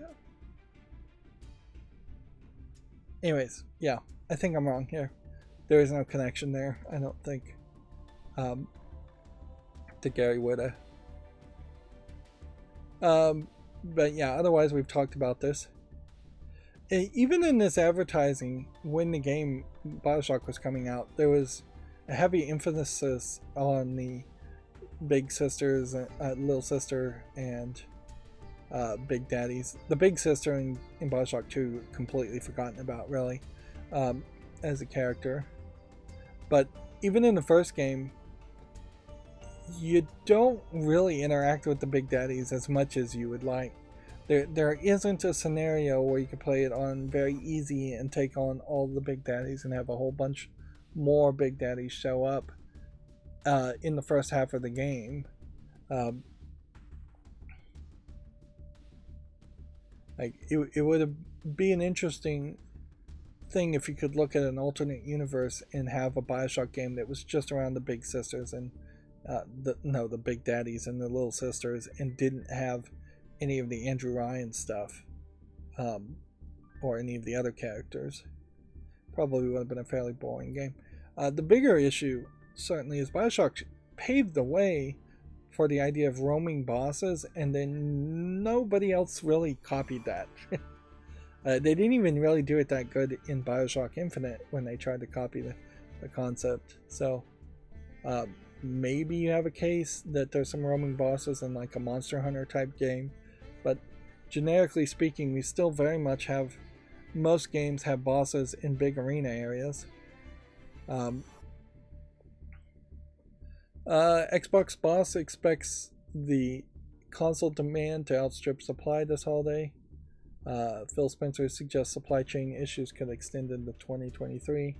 So I guess the argument there is to buy now and buy early.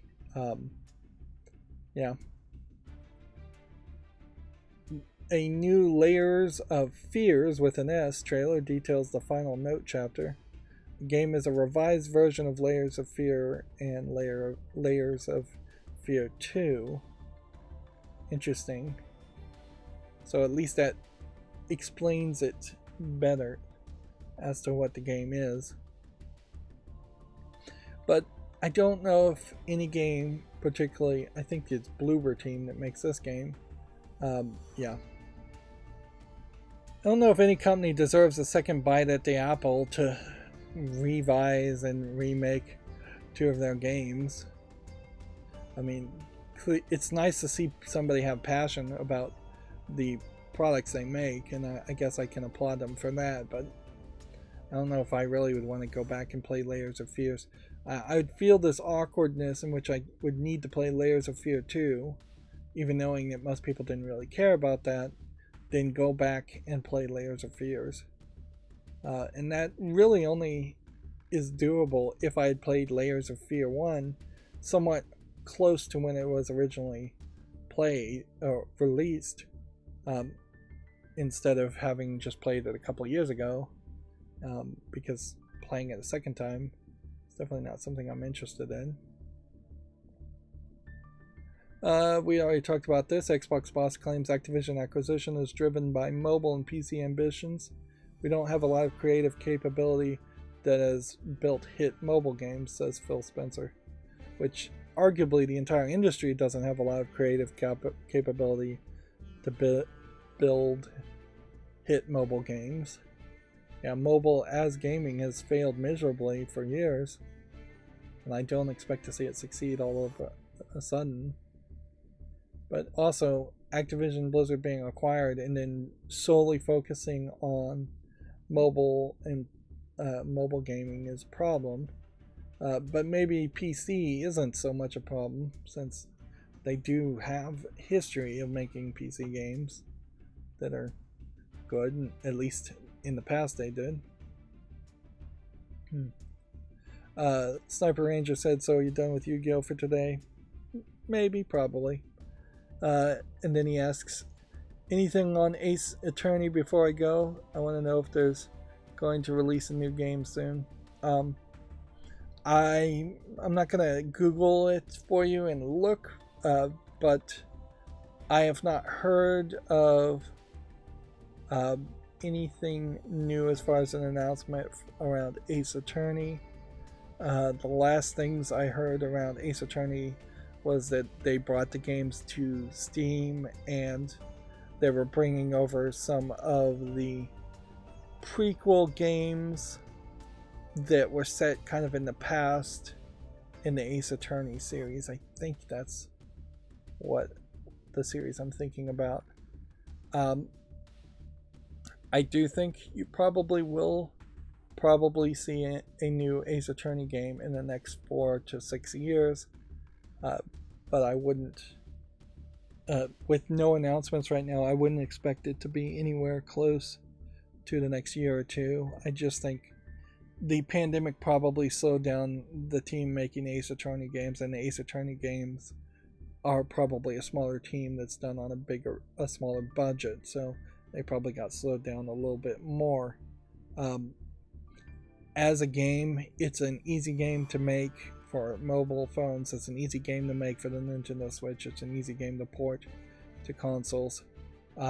So there really is no reason why there wouldn't be a sequel to it, unless the creator just is not interested in making any more Ace Attorney games, and then you would just have to figure out who was the main creative force behind the Ace Attorney series and follow them to figure out what their next projects. Yeah, 4 to 6 years is a good estimate for any game that's not announced right now. It usually takes at least 4 years to develop a game, and the only reason games often get sequels a year later is because secretly they've been working on that game for 5 years previous, or it's sometimes the case that there was one game that got chopped into two, and the sequel is actually the second part of the first game. Let's see. Moving on, Video Games Chronicle says Total War and Hyena Studio Creative Assembly is making a new action game. The project is in development at Sophia Studio, which is interesting that Hyenas is being mentioned here, because I don't think Hyenas as a game is even out yet.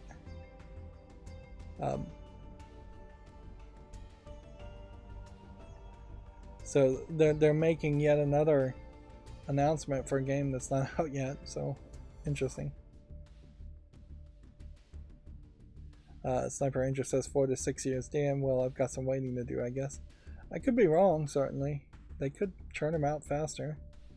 There's this story, but Bloomberg has come back and said no, they don't believe this is the case.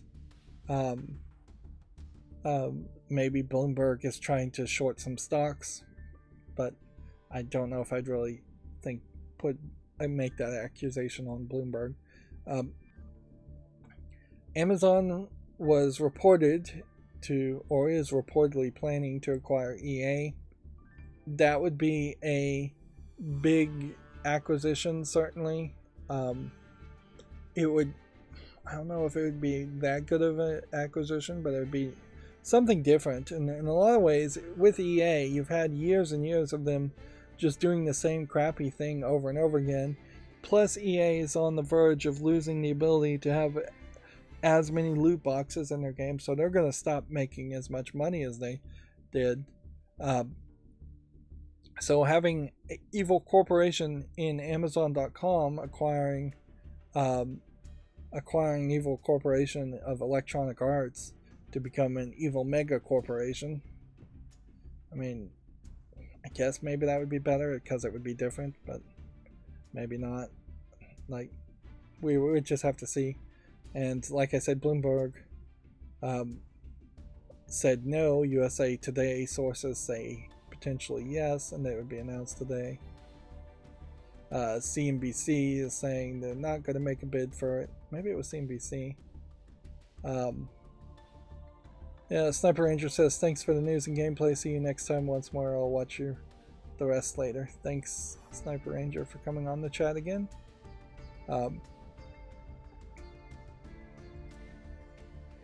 At a certain point, capitalism has just created this horrific system where the society will only be benefited if we allow Amazon.com to just acquire everything, and then hopefully, cross our fingers, hope that at some point the government will say, no, you're too big, and break them up.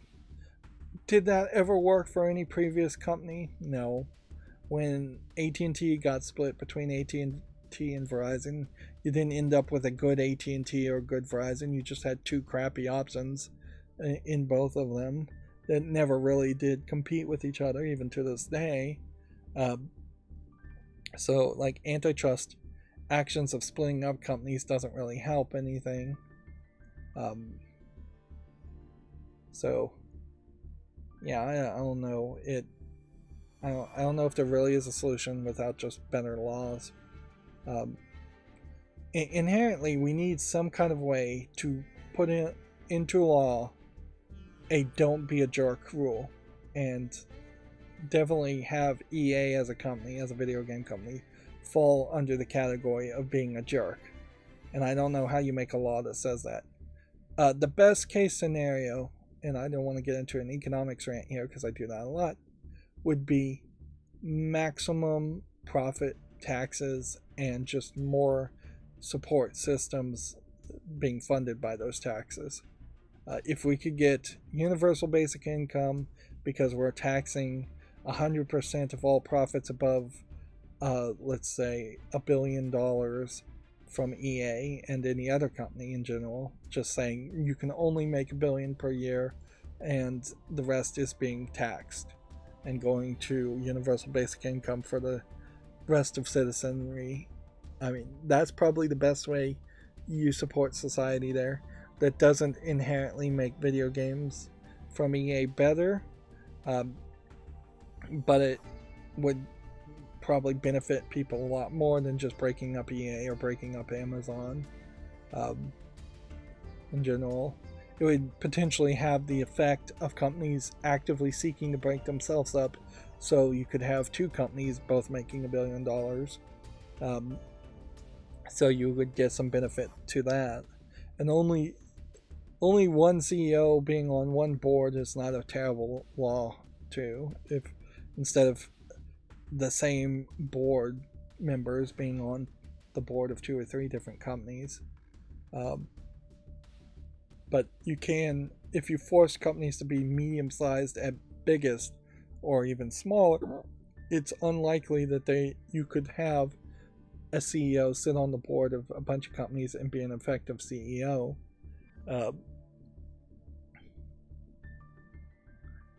And perhaps you could even limit the compensation CEOs get to the point where it's not worth a CEO's time to run more than one company. But they're tricky about how they compensate CEOs already. Video Games Chronicles continues. Nintendo has also said it has no plans to increase Switch prices. That being said, they don't likely have any plans to reduce the cost of the OLED model anyways, which I think is a little too expensive, and arguably its prices probably should go on sale somewhat this season anyways, because it is the weakest and I think arguably oldest console of the current generation of big 3 consoles. Gameplay clip of a new Need for Speed has seemingly leaked. It's claimed the game's release date has been pushed to December. Well, if it's going to come out in December and they haven't even announced it, that seems like it's either going to be a bad game or it's not likely that it actually is coming out in December. Wolong Fallen Dynasty gameplay trailer shows off a variety of combat options if you want to check out that video. Naughty Dog has confirmed that The Last of Us Part 1's accessibility features include audio descriptions for cinematics and haptic feedback for dialogue. That's an interesting thought, where you're going to get vibration in the controller when they're talking. It's not a terrible thought, but it probably is going to feel very weird. I seriously doubt it's going to be like vibrating in Braille or Morse code. I guess it would be Morse code, not Braille, when people are talking. That would be kind of crazy. Morse code is an interesting technology to learn about when you're young, but it's kind of a completely useless technology in modern days. Even the Navy doesn't really need people to know Morse code. They can just type it into a computer and the computer can translate it. The Wild Arms and Shadow Hearts creators are teaming up for the first double Kickstarter. Wild Arms, Shadow Hearts, 2 games I don't think many people will recognize. Armed Fantasia and Shadow Hearts are spiritual successors to cult PlayStation RPGs. So they're both starting a Kickstarter. Is it one Kickstarter for both games? Let's see how this looks. I don't even know if I've been to Kickstarter ever. It's been a long time since it's been a long time since I've even heard about a Kickstarter. So yeah, you have a game called Penny Blood and a game called Armed Fantasia, and they're saying they're effectively saying you have to fund both, or you get neither. Which, that seems like that should be against the terms of Kickstarter. I don't think Kickstarter cares at this point because I don't think anybody's really using it. But I can't help but feel like this is close to effectively illegal bundling.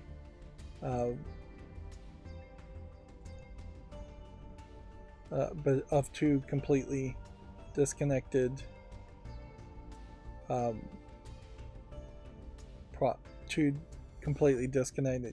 connected games and products. If we look at Kickstarter, just to interest me, we're seeing a extendable board game table for $400 is what they're going to sell it at. A comic book, what looks like it's a RPG game setting. Seems to be an RPG game.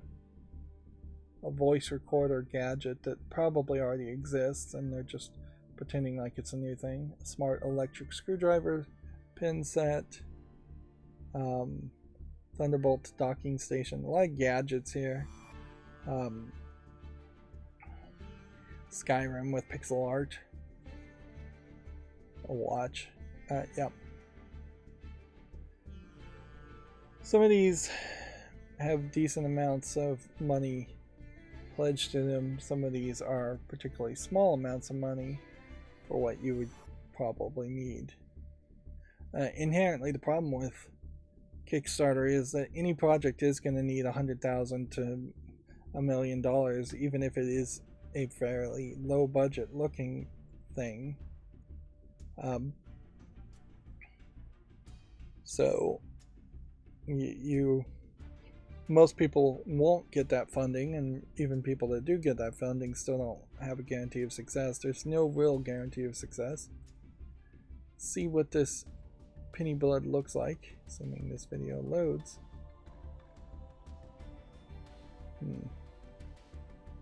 Armed Fantasia, penny blood, some other screenshots.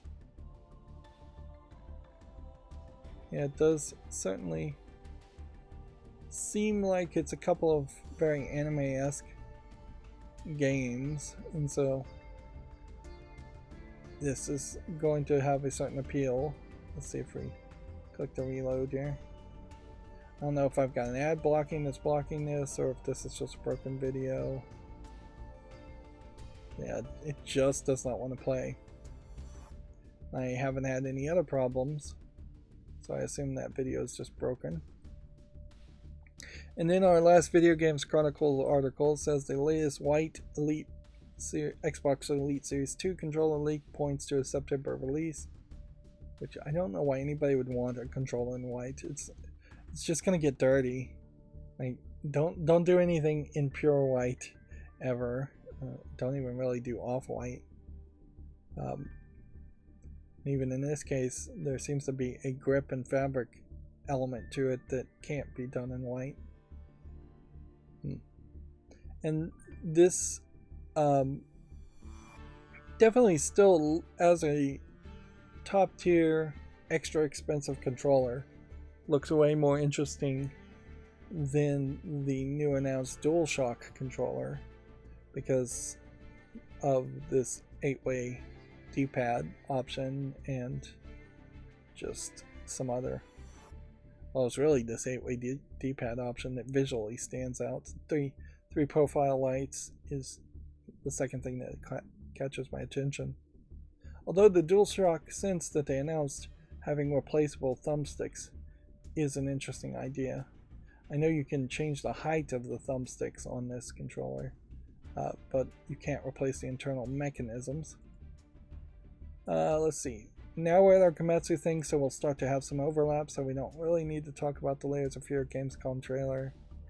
Monster Hunter Rise Sunbreak expansion title update 2 launches in September and adds Flaming Espinasse.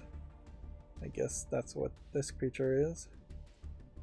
Azure Striker Gunvolt 3 has 5 months of free updates announced, starting with version 1.1.0, update on August 25th.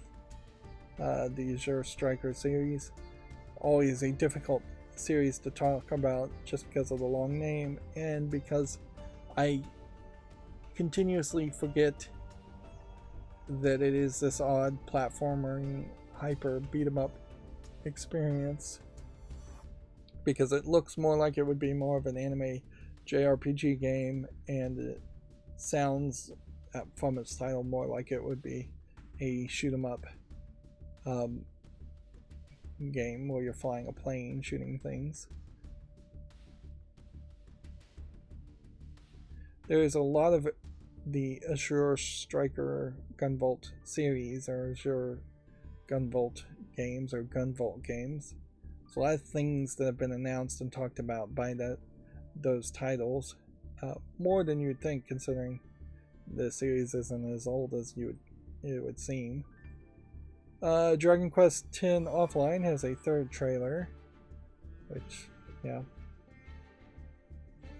I don't know if people really are going to play Dragon Quest X offline. I feel like the fandom for the Dragon Quest X series has already played the game online. Resident Evil Village for PlayStation VR 2 will be playable at the Tokyo Game Show, so that will be the first publicly playable PlayStation VR 2 game. Which, okay, that's interesting. There's definitely a lot of work you have to do to try and get hands and hand sensing to work right in a VR game, particularly a VR game where you're going to be shooting guns. Star Ocean The Divine Force Mission Report number 3 video is available if you want to check that out. The Legend of Heroes Kuro no Kisekai Crimson Sin details several characters. I've complained recently about a lot of the speedrunners covering the same games over and over again, and me just being fairly bored with watching any of the speedrun videos. And that, while that is still mostly the case, they decided to do a speedrun of Shin Megami Tensei, which I thought was pronounced Tensei, but apparently it's pronounced Tensei because that's what how they were saying it in the game.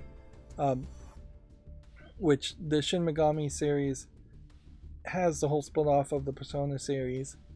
But yeah, they were covering the most recent Shin Megami Tensei 5 game, and they were able to speedrun it in like 2 hours and 40 minutes, which for a fairly grindy JRPG is surprising, and it actually allowed me to see the actual gameplay that was going on there, and it wasn't as grindy as I would have expected, or didn't at least come off as grindy as I would have thought,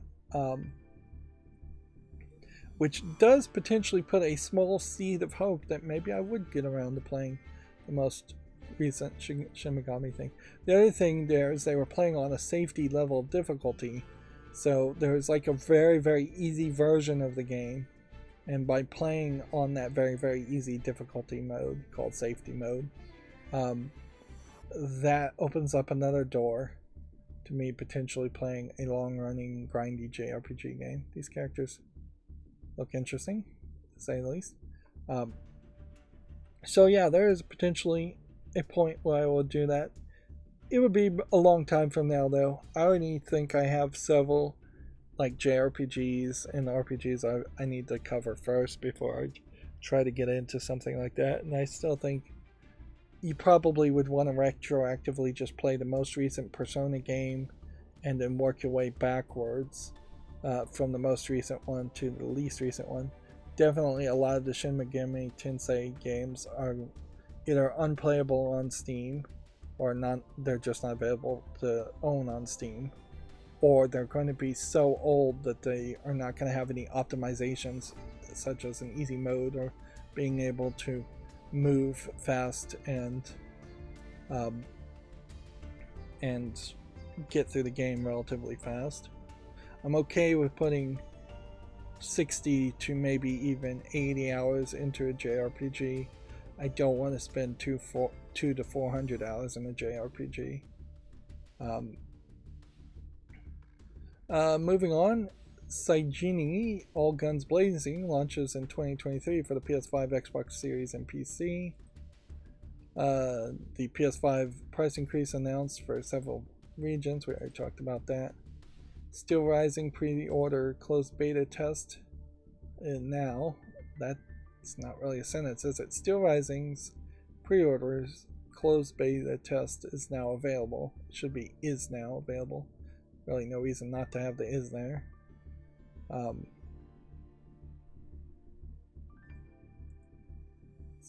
Sometimes when they write headlines, it feels like they are trying to make as short of a headline as possible for really no reason. The only time you had to do that was when you were actually getting printed in a newspaper and it needed to fit a single actual line. But on a web page, the line can be as long as you want and it can wrap around to the second line. Nobody is really holding anybody to having a headline be an actual line. And particularly in the case of most video game news, the names and titles and people involved are so long that you really aren't going to get it on a full line. Famitsu sales here for the 15th through the 21 being updated. It's about the only headline that would actually only take on a line. Kirby's Dream Buffet being new takes the 6th spot.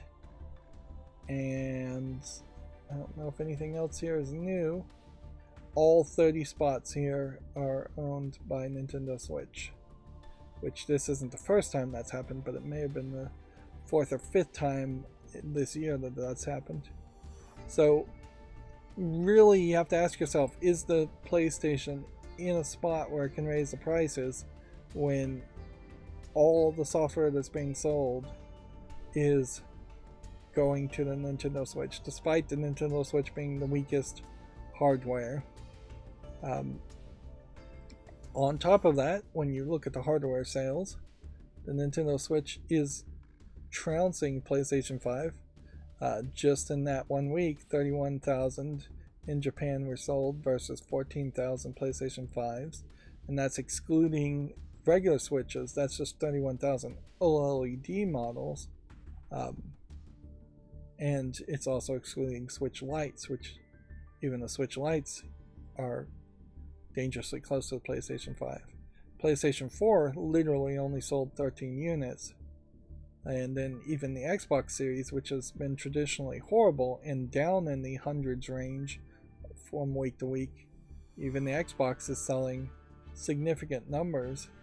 Almost certainly you could make an assumption that if the Xbox didn't exist, this 10,000 or so sales would have been added to this sales, and it still wouldn't have caught up with the Nintendo Switch. Particularly in Japan, the Switch is the winner, or mobile and PC gaming is the winner, because those two are not being mentioned ever in Famitsu sales. But Famitsu is the source of note in Japan, so just seeing those numbers is probably making PlayStation crazy. Let's see, the game Atomic Heart has a combat trailer. It still doesn't have an official release date, which arguably I kind of appreciate developing games like that. We'll watch this blurred trailer or some of it. I really do kind of appreciate the idea of let's just put out an announcement with no date, and then when it's ready, we'll announce a date, say 6 months before. If there's no announcement at this point, then we have to pretty much assume that it isn't coming out in the time frame of this holiday season. Like, I would almost have to assume that there is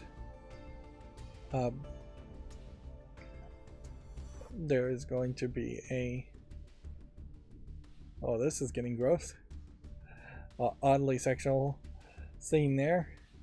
Atomic Heart was a very weird game in the first place, as the trailers were showing, and it still seems to have very much this weirdness to it. Now, arguably, it was, I think, taking place in some alternate universe Russia, so maybe there'll be some problems around that, maybe there won't.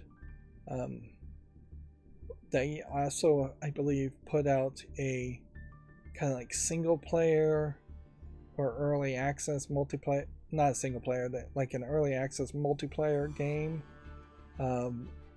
with some of the visuals here.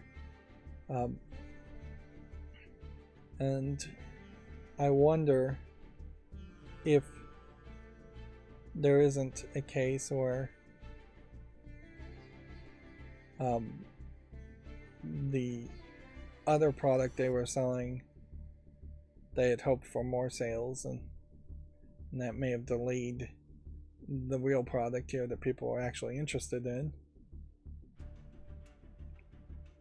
And certainly seeing some gameplay here is very helpful, because up until this point all we've had is the weird visuals. Now we see weird visuals with some run and gun gameplay, and this definitely comes off as this very well could be the next BioShock, or have at least a higher chance of being the next BioShock type game with a weird different story to tell compared to whatever the next BioShock game is, because the next BioShock game that is actually called BioShock is probably going to have to be a tied into the previous BioShock games, at least to some level. It would be very weird if the next BioShock game did not have running and gunning and plasmids and Big Daddies. If just all the major elements were gone.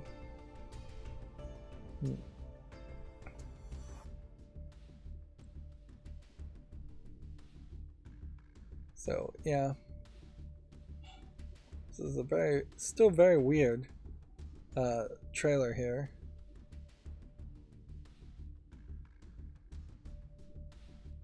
And definitely still feels like they are fairly interested in making weird visuals first. Yeah, almost certainly Atomic Heart went with the idea of, like, instead of making a game around Ayn Rand's objectivism and kind of libertarianism ideas, let's make a game around a failed society around communist ideas.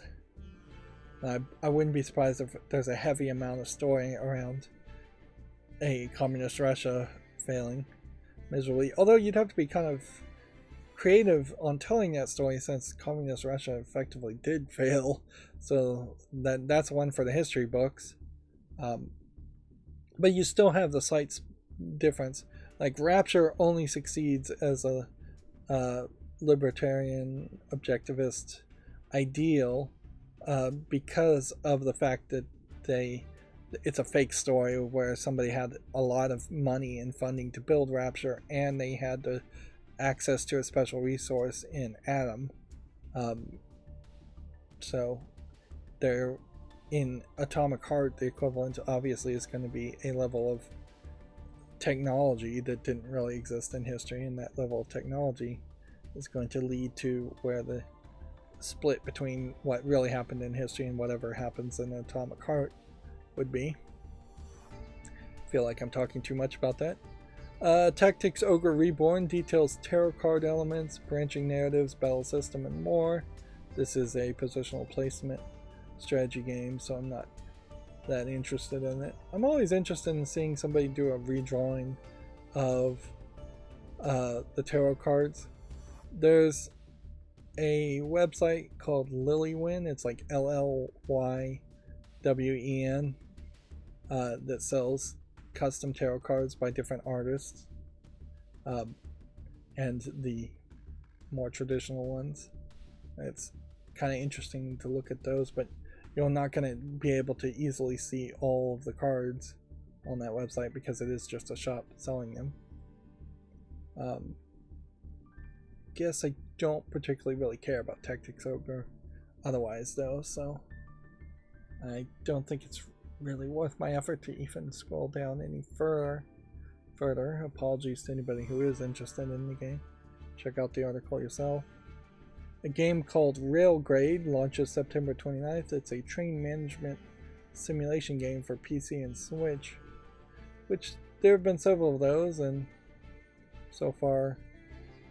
Not one that has been so amazing that people have talked about it a lot. Like, there's definitely a possibility that even if you made a perfect railroad simulator, whatever that would look like, that there really would be just a small niche fandom of people interested in it. Like, I don't even think there are that many kids that are interested in train sets or railroads. Let's see, The Last Case of Benedict Fox has a gameplay trailer. It's another video of a side-scrolling action-adventure platformer from Gamescom. I would have kind of thought that it was a point-and-click adventure from a title like that. Skip around here. If anything, it kind of looks like a Metroidvania game. Yeah, we kind of desperately do need to find somebody who can make a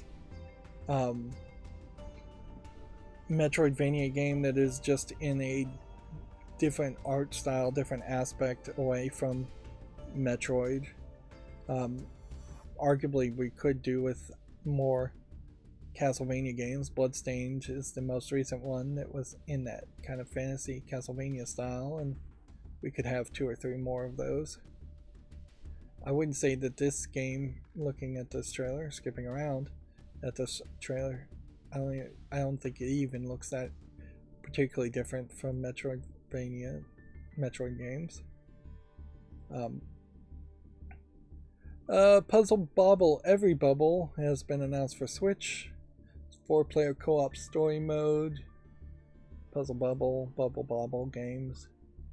I think the slight difference between Bubble Bobble and Puzzle Bobble is whether there is actually a puzzle around the solutions or if it is just random. It would make a lot of sense for everything to have puzzles first and then a random mode second. Effectively, this is an old Japanese arcade game, and it's not that interesting of a style of gameplay, but people still play it every now and then. Bullets Per Minute is coming to the Switch on September 8th, which was the heavy metal first-person shooter that you have to shoot on the beat or it does less damage. One of those rhythm games that I could never actually play because I have no rhythm. And playing it on the Switch sounds like probably a downgrade.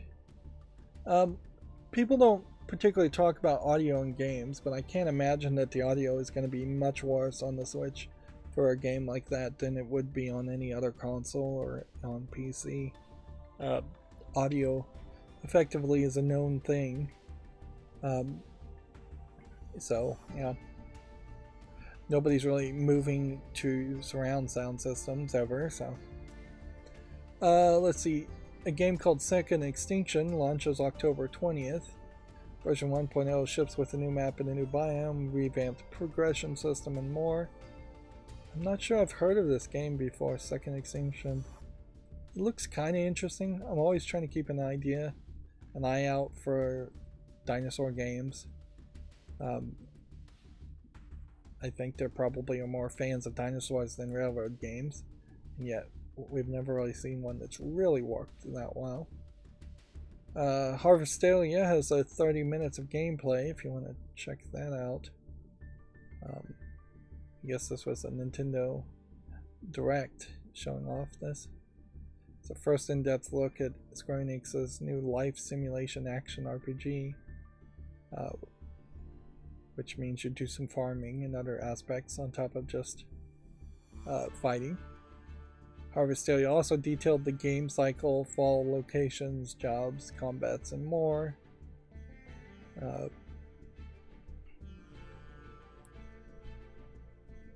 But yeah, there's potential that there's game here. This is weird, just to have a person like all in red armor when it looks like everybody else is wearing fabric clothes.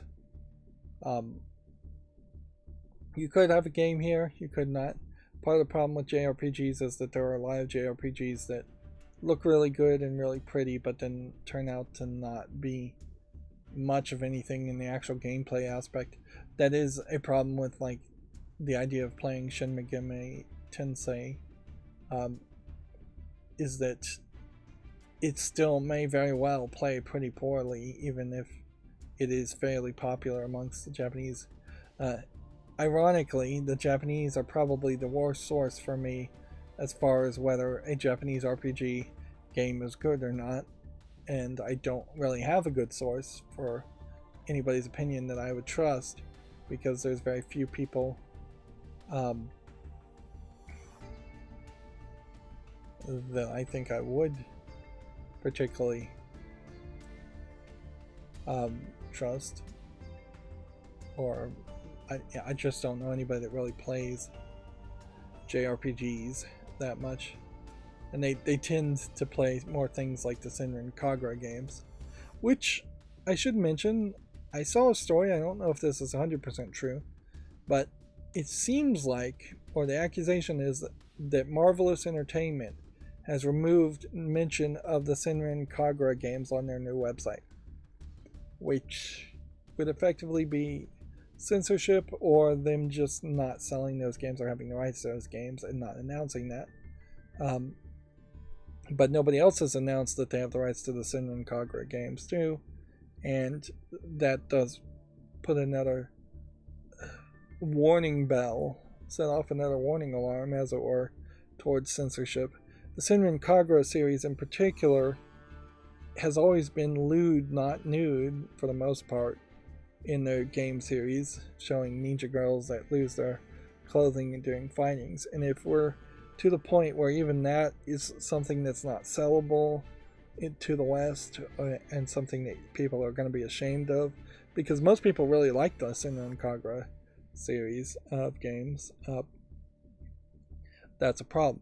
Now, inherently, this might be because Marvelous Entertainment might be owned by Sony/Crunchyroll, which has been actively censoring out adult content of any sort. So, yeah. On the other hand, if the Senran Kagura series did disappear, it would be a shame, but I don't think too many people would lose sleep over it, because I don't think those games were ever that good. The problem is that nobody makes anything to replace it. So censorship happens one way or the other.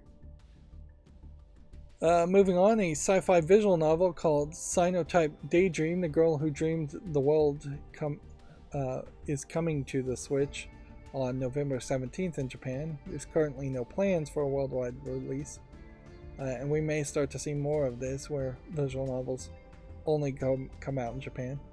They desperately need to start using quotation marks, and they just don't. Ikamatsu in particular, I think, is pretty bad about that, but the name of the title should always be in quotation marks. They don't have any other images here to show for this game announcement. Sega and Atlus announced their Tokyo Game Show 2022 lineup and schedule. They'll be showing off Sonic Frontiers, Persona remasters, and partner titles. It might very well be the case that Tokyo Game Show is about to happen. Well, in about 20 days it's about to happen. So maybe Marvelous has lost the rights to Senran Kagura and somebody else has gotten the rights to it. And that'll be announced at TGS. Asterix and Obelix Triple XL, The Ram of Hibernia, launches October 13th for PS4, 5, Switch, Xbox Series, and PC, but apparently not the Xbox One. I believe this is the first Asterix and Obelix game to be made in a while, compared to some remasters of other Asterix and Obelix games. Yeah. I'm still not 100% sure that any of the games are actually worth playing, but I think they are popular enough. Local co-op up to 4 players, and can be played in single player mode. It is a brand new original story. whereas some of the previous games are more of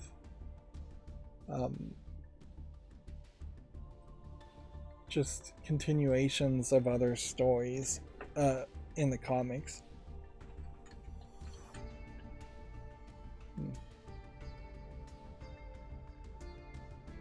There is another game, and I don't know if I'm going to be able to get it.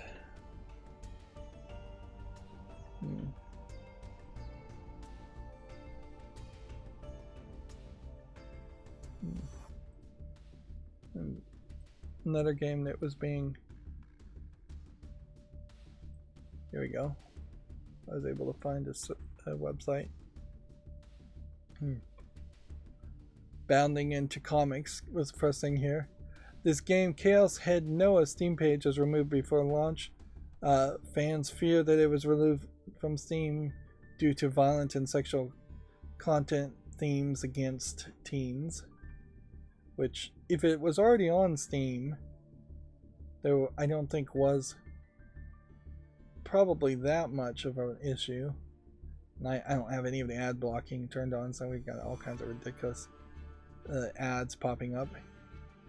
But yeah, here we have somebody like nailed to a wall. So yeah, inherently there is a knee-jerk reaction, and this is a Spike Chunsoft game. There's a knee-jerk reaction when anything is removed from Steam that the censorship is happening, when it could be some other issue, certainly. But you have to kind of take that knee-jerk reaction, even if it doesn't seem like it's particularly the fair reaction to take. You just have to assume the worst, because censorship at some level has happened on Steam.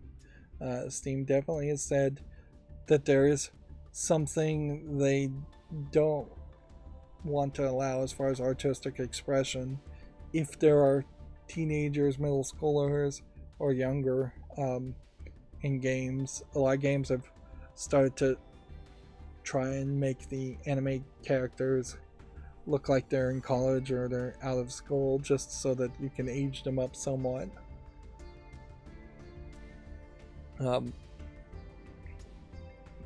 But increasingly, the consumer is the person that suffers, and free speech is the thing that suffers, because for the incredibly small niche amount of people who would have ever wanted to play that game, to have to potentially find a pirated copy or go to some third-party store that you don't really trust to buy that game is something that people shouldn't have to do.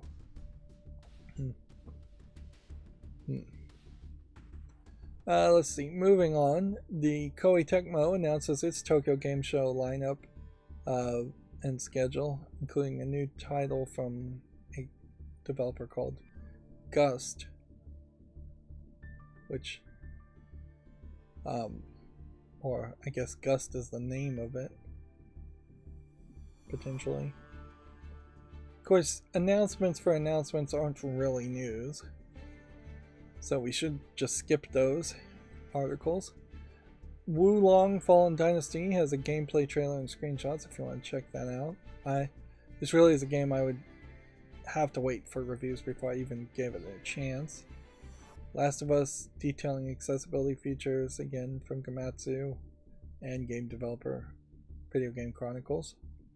Sifu's Summer 2022 update launches August 13th, adds gameplay modifiers, a new scoring system, and new outfits. Arguably, gameplay modifiers might be the thing that would make this game a lot easier for somebody like me who looked at it originally and felt like the game could be very difficult.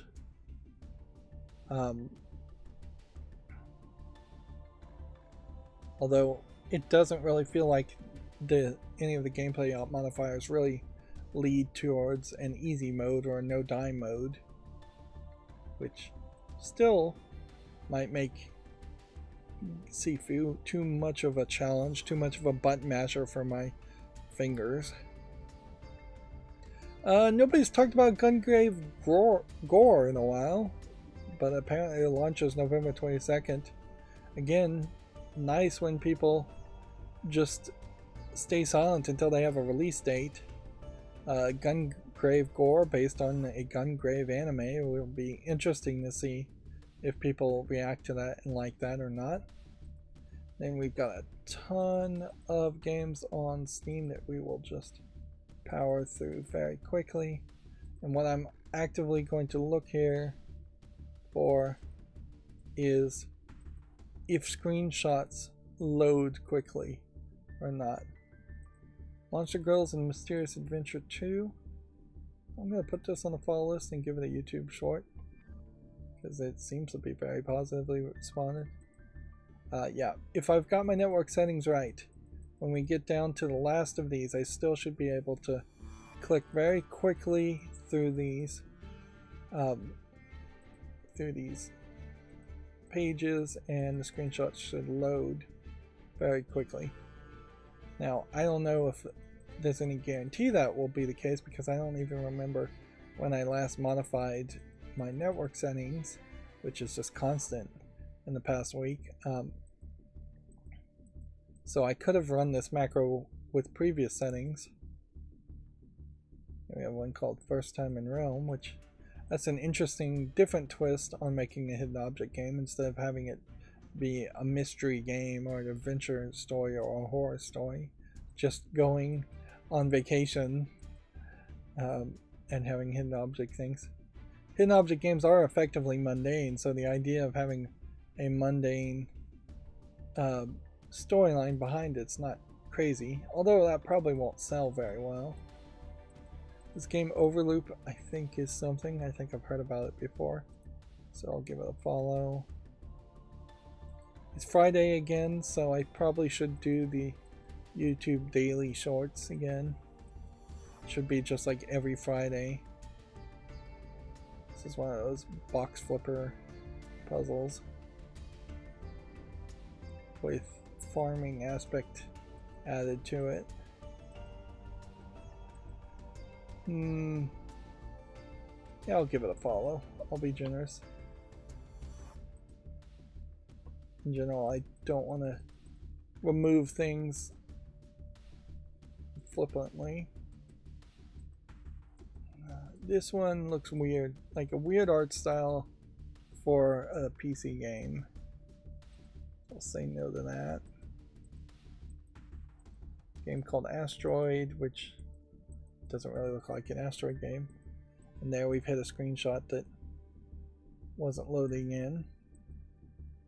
Now inherently, I don't know if anything's going to fix this, because I think just my macro opens too many pages, and at a certain point Steam says we're not going to let you see these screenshots because we think you're downloading too much.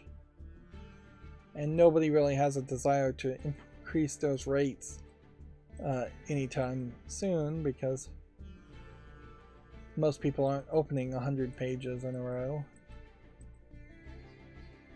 Yeah, I don't think there's quite enough of a game here in Dodge King. Here we have what looks like a joke game. In fact, this is probably the worst looking game I've ever seen visually, which is saying something, because obviously they didn't put any effort in that animation. At least I would prefer somebody to try to draw something and just do it badly. NHRA Championship Drag Racing Speed for All is already negative at 0%. Interesting.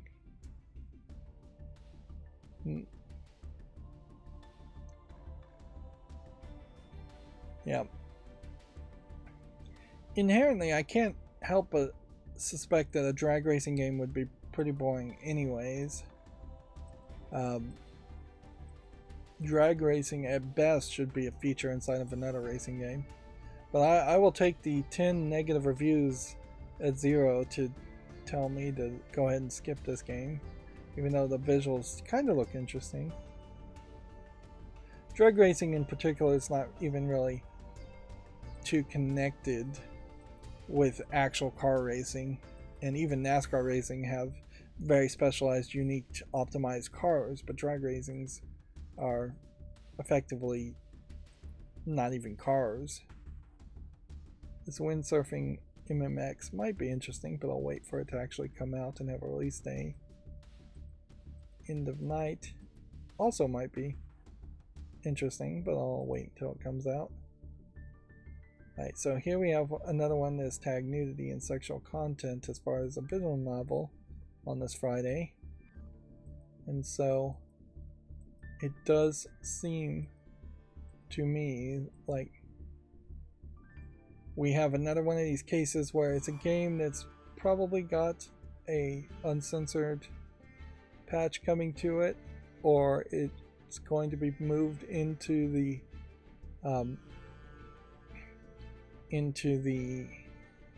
adult section later. There is no mature content warning at the moment.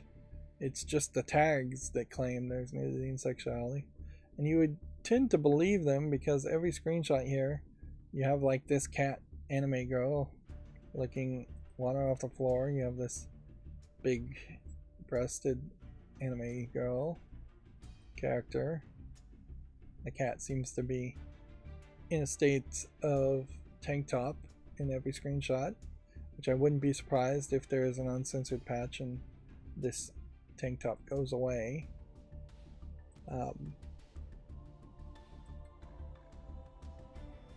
Yeah, dive into an erotic nightmare and decide the fate of those around you in this free mystic thriller visual novel. So apparently it's going to be free on top of everything. What's interesting here, if you take note, is that Japanese is not at the second top. Russian and Chinese is, which would imply that this is probably a Chinese visual novel more than a Japanese visual novel. Even at that, the animation looks pretty good for a Chinese visual novel because those tend to be pretty bad. But yeah, currently we are still filtering all the adult section stuff out, and I wouldn't be surprised if I decide at some point to swing back to seeing adult section content, and just taking the risk of showing something on YouTube. But I was going to wait till Tokyo Game Show came out. So yeah, that's probably a great point to do that. Or actually, it's probably a terrible point. I probably should do it right now in case they start announcing things before Tokyo Game Show and putting them on Steam. But yeah, you have one game, Chaos Head Noah, or it may be N-A-O-H, not N-O-A-H. The Chaos Head game having its listing disappear, and claims of potential censorship, and then you have another game that definitely looks like if that level of censorship was actually around and going to happen, then why would this other game be allowed?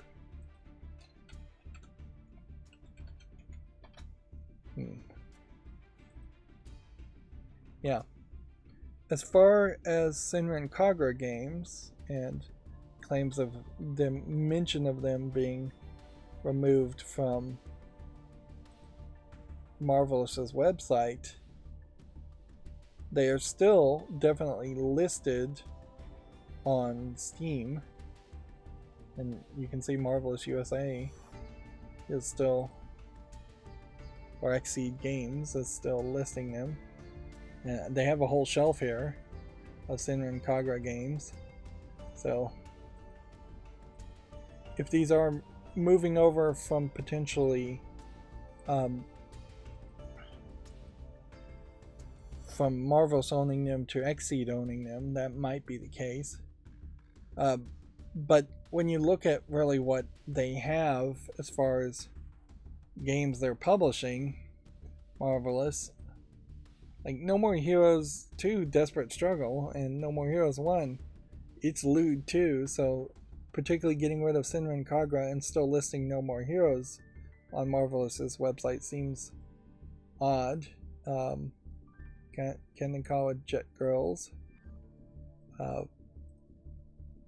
was one of their most recent games. A lot of their games that they make are incredibly lewd or incredibly gory in the case of Corpse Party, which again, if there was some level of censorship, you could particularly get rid of Corpse Party and Seven Kagura games. Let's just double check and see if this game is on. Yeah, No More Heroes 2 Desperate Struggle is mixed reviewed. It's still on my follow list. I think there might be a need for a patch there. 4 times in a row crashing. Yeah. Boy, it's much worse than the first game. It crashes all the time. Don't get it until it's fixed. And that was June 11th. And that's probably why that's on the fall list. And here you have Anime Girls and Wave Race with some shooting in Kandegawa Jet Girls. There was an anime based on this, but I imagine that anime won't get a second season or anything like that. I don't know why this isn't on the fall list or the wish list though. It does have single player. I feel like what probably happened is I made a bad call, and maybe this was medium reviews originally, and now maybe more people like it, or it's been patched.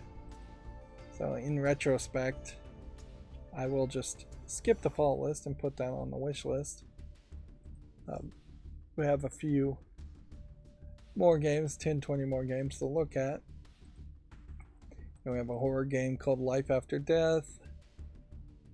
Yeah, we have a game called Without End, which, yeah, visually I don't think I could say yes to that. I might consider this art style if you did something really unique with it, but I just don't see them doing anything that unique with it. It kind of just looks like a dungeon crawler. Here we have a game called Just Signed, which looks like nothing. Part of the reason why I need to do the YouTube spotlights or YouTube shorts every Friday is because I just need to get the tabs to go away. Here we have another hidden object game, and I have no interest in hidden object games. Here we have a point and click adventure game. I feel like this was already on the fall list. Brock the Investigator. I feel like there was another game called Investigator, or there was another game with an alligator in it. But I think it was probably from a different developer. I'll put this on the follow list. Cube Adventure. Looks like nothing.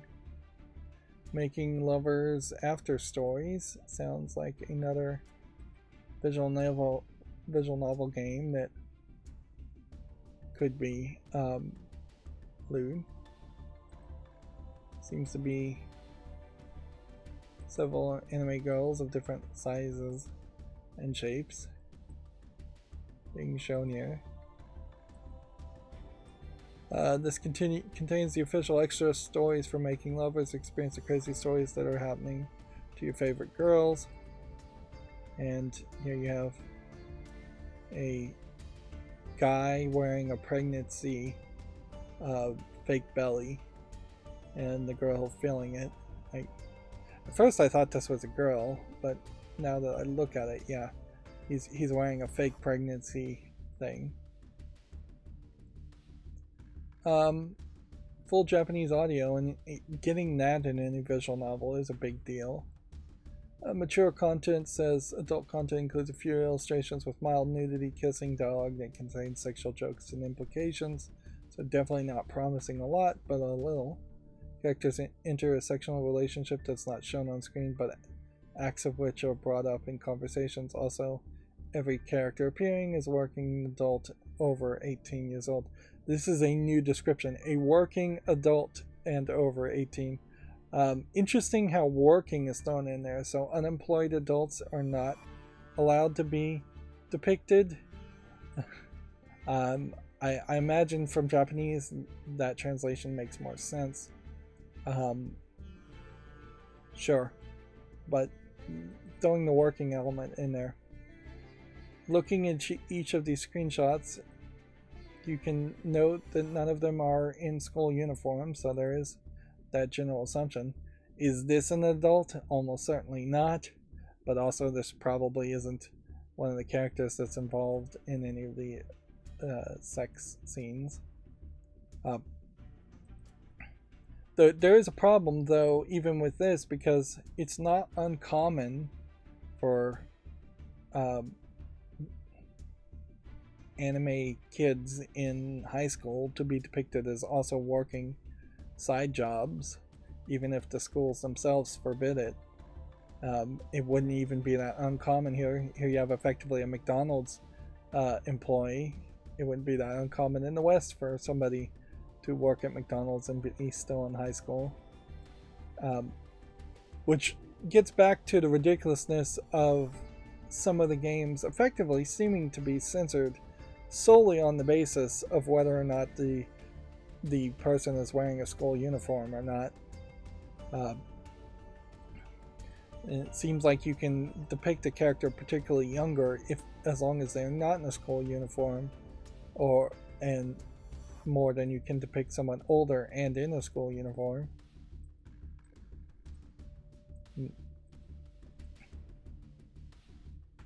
Let's see, and we'll probably start to see more excuses where anybody in a school uniform will be a adult cosplayer dressing in their old school uniform, or somebody that just has a weird quirk of wearing a school uniform. What you're not going to have is the Japanese people that like visual novels and like the elements around the fetish of school uniforms, which is not just exclusive to Japanese people. Like, the whole school uniform is a whole category on Pornhub from around the world. You're not going to convince people that are fans of that to stop potentially having characters in those kinds of outfits. You can potentially censor it all you want, but it is just going to be censorship. This game, Flight 74, doesn't look like anything. The fact that we've seen 2 visual novels come out already definitely confirms that I should go back and undo the adult toggle and show adult content again. Here we have a match 3 game of no interest. Here we have a prologue game that looks like a Diablo clone, but it's a prologue. They've pretty much given up on the idea of making demos or prologues. Steam was pushing that for a while, but they've given up mostly on encouraging people to make prologues, which is fine because I don't think prologues were really necessary for a lot of games. Mr. Triangle's Maze. This is probably nothing, but just in case it is something, I'm going to put it on the follow list. But I don't think I would make a YouTube short around it. Joint War doesn't look like anything. We have about 5 more games to look at. And we've gone 3 hours and 20 minutes already, and this is the longest stream we've done in a while. This Tracing Decay is probably nothing, but might have something to it, so I'll give it a follow.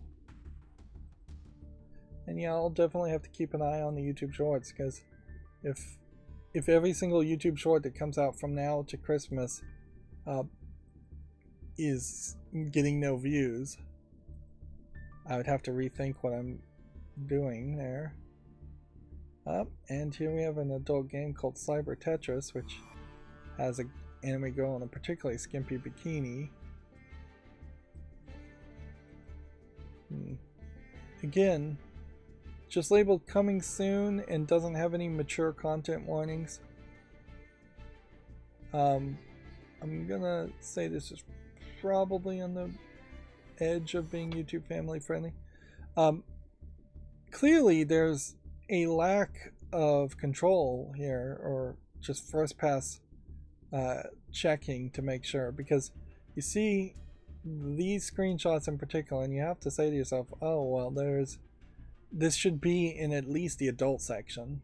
On top of which, here you have a girl in a school outfit, but she's not drawn particularly in the moe slightly shorter limbs style, and so somehow that seems to be allowed.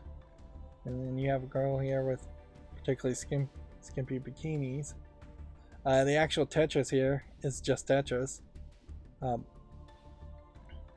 but since you're going to have some level of censorship in any game store, like you're not just going to allow everything, even though they pretend like you can have anything with the Steam Direct system. There shouldn't be a way in which that got approved outside of the adult content store. That should have been filtered out. The other games we've seen that were iffy, at least felt like they could be half in and half out and would have an argument for being outside of the adult store. But when there's a big difference between offering a visual novel with a lot of dialogue and a lot of effort put around that, or at least promising that, and a low effort Tetris flip with some anime girls you just probably built. And yes, that would come down to just a level of quality, curation, and opinion, but it's not a difficult opinion to have to say Tetris games and jigsaw games and puzzle games that are full of skimpy outfitted anime girls should be in the adult section.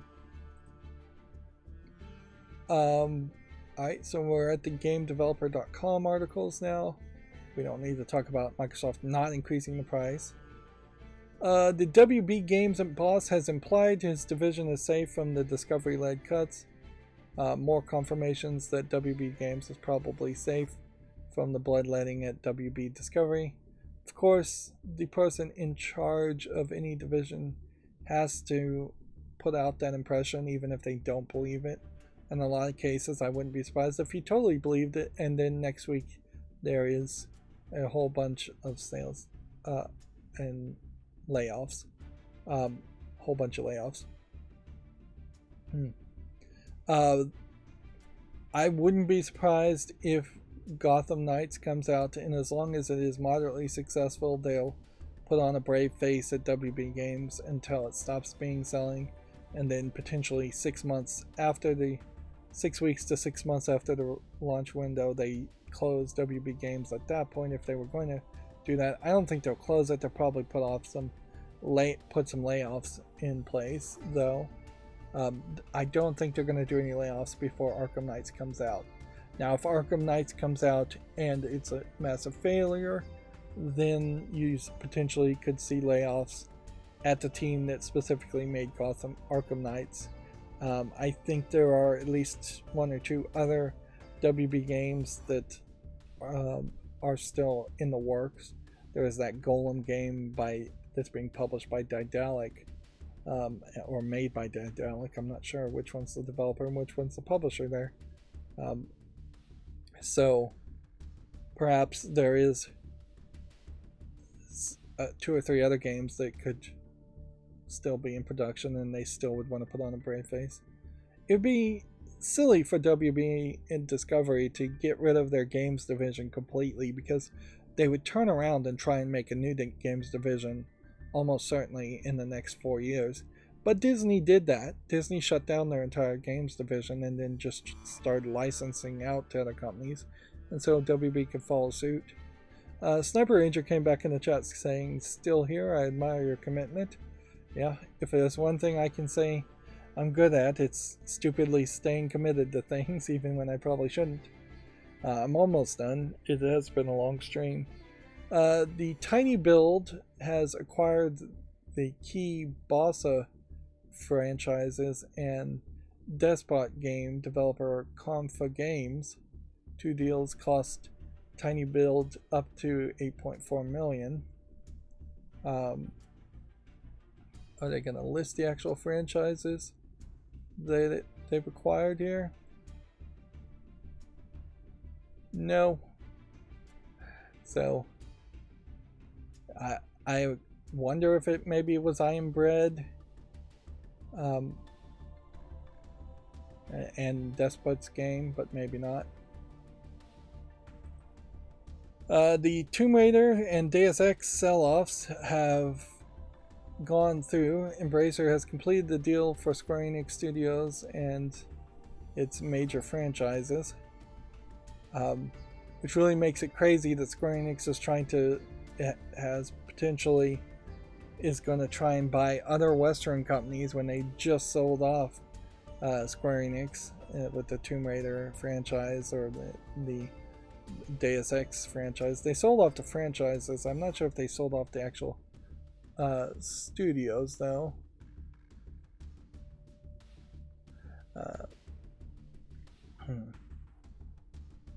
Yeah, they sold off the assets, so they're selling the games and keeping the studios, which seems kind of ridiculous because the studios, if I was working at a studio and the successful games I'd created in the past have been sold to a different company, I definitely would be sending out my resume to that new company, unless I just hated working on the Tomb Raider franchise or the Deus Ex franchise.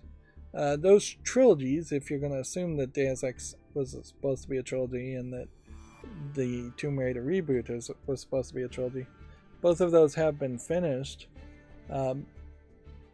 So I guess that would be a decent time to sell off the assets if you had no interest in rebooting for another trilogy. But I don't know a reason why you wouldn't try to reboot for a new trilogy in Tomb Raider's case at the very least, probably in the Deus Ex case too. I mean, you could certainly look at Cyberpunk 2077 and say, we can't make a Deus Ex game that is like Cyberpunk, but you probably should make some kind of Deus Ex game. I don't know if too many people were that interested in Mankind Divided, or yeah, but I think it still sold fairly well, yeah, as far as an overall series in the Deus Ex series. All three of my news sources talked about the Naughty Dog Last of Us full remake accessibility features. Each of my news sources choosing a different image, certainly to use as a picture.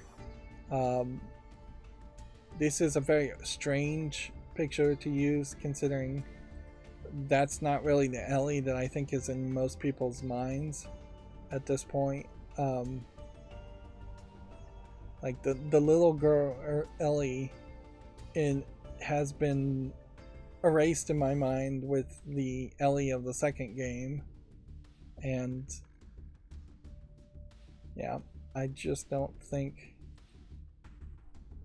even as somebody who hasn't played either of the Last of Us games, I can think of Ellie as a character that I actually want to like and actually want to play as or protect. You're playing as Joel, I think, most of the time in the first game anyways, and even there they kind of made Joel an unlikable character. I guess the real question is, when you have a game that literally has part 1 in the name now and didn't have part 1 in the past when it was originally released, can you just enjoy that? Can you enjoy episode 4 without having to go and watch episode 5 of Star Wars?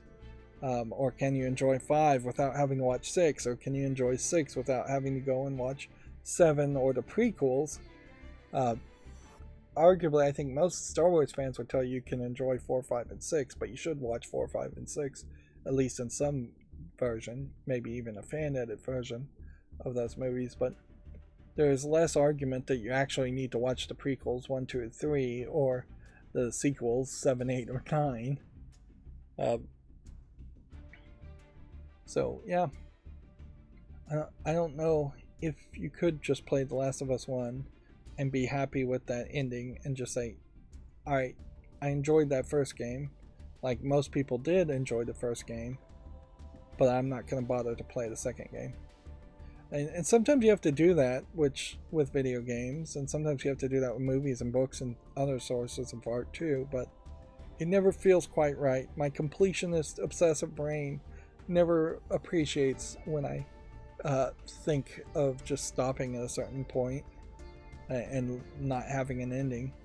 I imagine the Game of Thrones Song of Ice and Fire readers feel that way, where they can't really enjoy the series of books because there's just no ending there. Let's see, GameDeveloper.com has the same story that Dark Souls servers have been restored. Dark Souls 3 servers. And then they have Shadow Hearts and Wild Arms receiving spiritual sequels with a shared Kickstarter campaign, which spiritual sequels is another phrase that should jump out as, oh, so it's not actually an official sequel, so you're not even going to be happy with that. But Kickstarter campaign is also another red flag. And then Meta's next VR headset is confirmed for an October release. I don't know if anybody cares about Facebook/Meta's next VR headset so much. Not sure if people really care about VR at all. And then we have a couple of games on the fall list, which I'll give this one some more time because it looks interesting. This Thrillgate, I don't even know why it's on the fall list, but it's irrelevant, so that can go off the fall list. Apparently there's a Ukrainian Games Festival happening here. This Land is My Land Survival, playing as, I guess, Native Americans. That might be interesting. Can you play single player? Only single player. So it's an open world survival game playing as a Native American. It's mostly positive, so it's kind of on the cusp of being under reviewed. Now, notably, here we see a little Ukrainian flag, which, yeah, First Nations, Native Americans supporting other countries that are being invaded makes some sense, but I do believe Steam has said you can't do this, and that they really don't want extra art or different art put up. Even in this case, they probably are going against the rules.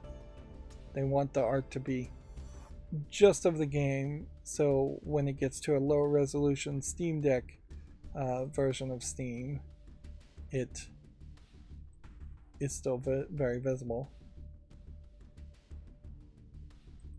I question here if this game is as controlling as I think it is, or if a lot of time you aren't just going through menus. Yeah, it looks like it's potentially a competitor to something like Red Dead Redemption, although I imagine Red Dead Redemption might play a little bit better, or at least it has more relevancy. I'll put that on the wish list. I don't know when I'd specifically play that game. That'd probably be a good game to schedule around November and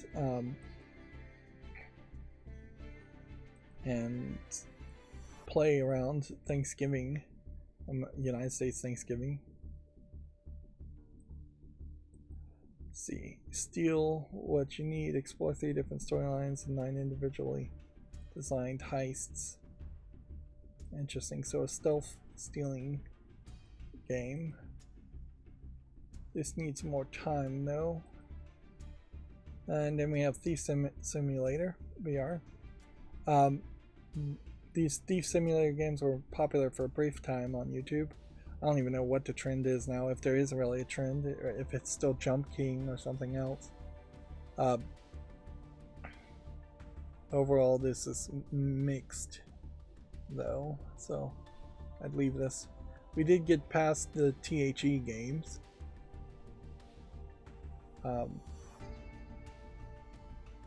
This is, I think, one of the Thief Simulator games that looks most close to what an actual thief I think would do, whereas so often it's it's just overly gamified or just overly unrealistic. And for the most part, I don't know how many people are actually doing break-ins to rob houses. There's not a ton of people that have cash on them. This game also requires VR, so it would have to stay on the fall list anyways. We have a game called They Are Coming, which will mix reviewed, so we can take that off fall list. We are back to THE, but it's not THE space, it's THE something else. And space, when sorted by computers, is considered to be lower than a lowercase a in its ASCII code, is what it's called. This game needs more time, and I'll give it more time, but it's kind of running out of time too. I might have to make an executive decision to allow this on the wish list just because I kind of like the different crazy art style. And this is kind of a great example of this is probably some kind of like French CG art style if I was to guess. It's English language only, but it's something different. It does kind of feel like it's inspired by French puppetry. Instead of the same old mediocre garbage art styles you see most Western games try to have or make when they're not trying to do hyper-realistic 3D modeling, or when they're not trying to just copy the anime art style and failing miserably at that. We have a game called There Was the Moon from 2020. I think this is probably a missed game, and I think what's going to happen is that any game that is a missed clone, as far as just a exploration puzzle game, I'm going to have to be a little bit more generous to, just because I'm a fan of those types of games, but obviously not that many people are. So while this is 95% positive, it didn't even get 30 reviews since the night 2020.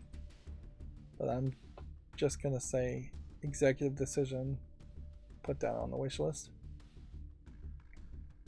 Here we have a game called There's No Tomorrow Better Edition, and it is mostly negative, which arguably you probably shouldn't call your game Better Edition unless you can really back it up. I don't recall ever even seeing this game. January 2020.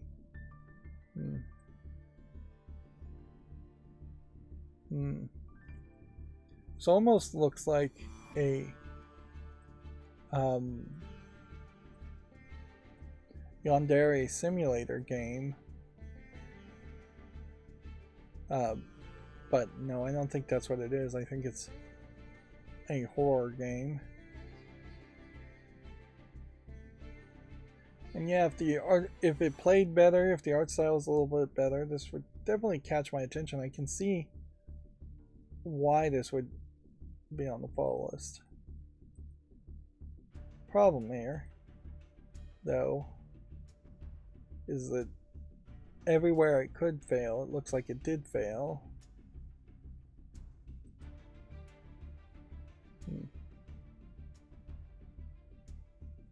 And it's an English-Chinese game, so it probably isn't going to get improved if I can just make an assumption there, being a Chinese game. It's a shame. Arguably, compared to most low-effort Chinese games, though, this looks like they actually put a lot more effort into it, so I will applaud that, but it can't make it to the wish list. Sniper Ranger says, seems like that game has no tomorrow. Laughing face, drumbeat. Yep. There's a lot of games on the fall list that I gave a chance to. A lot of games I immediately reject looking at every games. Sniper Ranger says, okay, I'll see myself out now. Duel here as a game I think we say no to also. I am desperate always to see an adventure platforming game, but it would have to be a little bit better visually. than this. And last game we have is Them and Us. Yeah, this is that survival horror game. Single player, yes, only. And make sure they're not multiplayer games now. You have a girl in a tank top in a spooky environment. What was that? Ultra widescreen 32 by 9. That's nice. Although I don't know how many people really need something like that. And just being able to render that high of a resolution probably indicates that the game is not really pushing the graphics that hard. But visually this looks fine. If you told me this was the new Alone in the Dark game, I'd believe it. I'd say, okay, this feels like the level. It kind of feels like it's going for a Resident Evil 4 vibe. Arguably this might even be icons stolen from Resident Evil 4, but nobody's complained about it. It does have a Resident Evil 1 feeling to it. Of course, this video that's being shown here must have been an earlier version, because these graphics in the video here look worse than what the screenshots later look like. Let's see. Yeah, this video must have been done later, because this does look better. This definitely has a Resident Evil 1 vibe, and ideally this would be a great game to go back and play like the Resident Evil 1 remaster, and then play this in comparison to it. And I would say, if this is going for that Resident Evil 1 vibe, they make a smart decision here by just having a character be just a generic woman instead of being a member of STARS and there being an elite police force named STARS, because that's some of the silliness that Resident Evil had and that they're trying to now shed as part of their history. I don't really need to look at each of these trailers, but either there are different outfits in this game, or they spent a lot of time thinking about what did they want the outfit to look like, because she's definitely wearing a tank top or a shirt or a different shirt multiple times. Although it may just be that she changes outfits multiple times throughout the games. That's something that happens in movies quite a bit, is that you have games that in movies you have characters that change outfits fairly frequently over the course of 2 hours, but in video games you're lucky if they change outfits even once. I don't know why you change outfits so often in movies. Well, maybe that's just because they hire fashion designers to be in charge of their wardrobe decisions, or maybe because they want different screenshots they can use in the trailers, or maybe maybe there is something subconsciously that it makes it easier to follow the story if somebody changes their outfits, or it indicates that a day has changed if they change their outfits. There could be very subconscious, well thought out reasons for it that I'm not thinking about.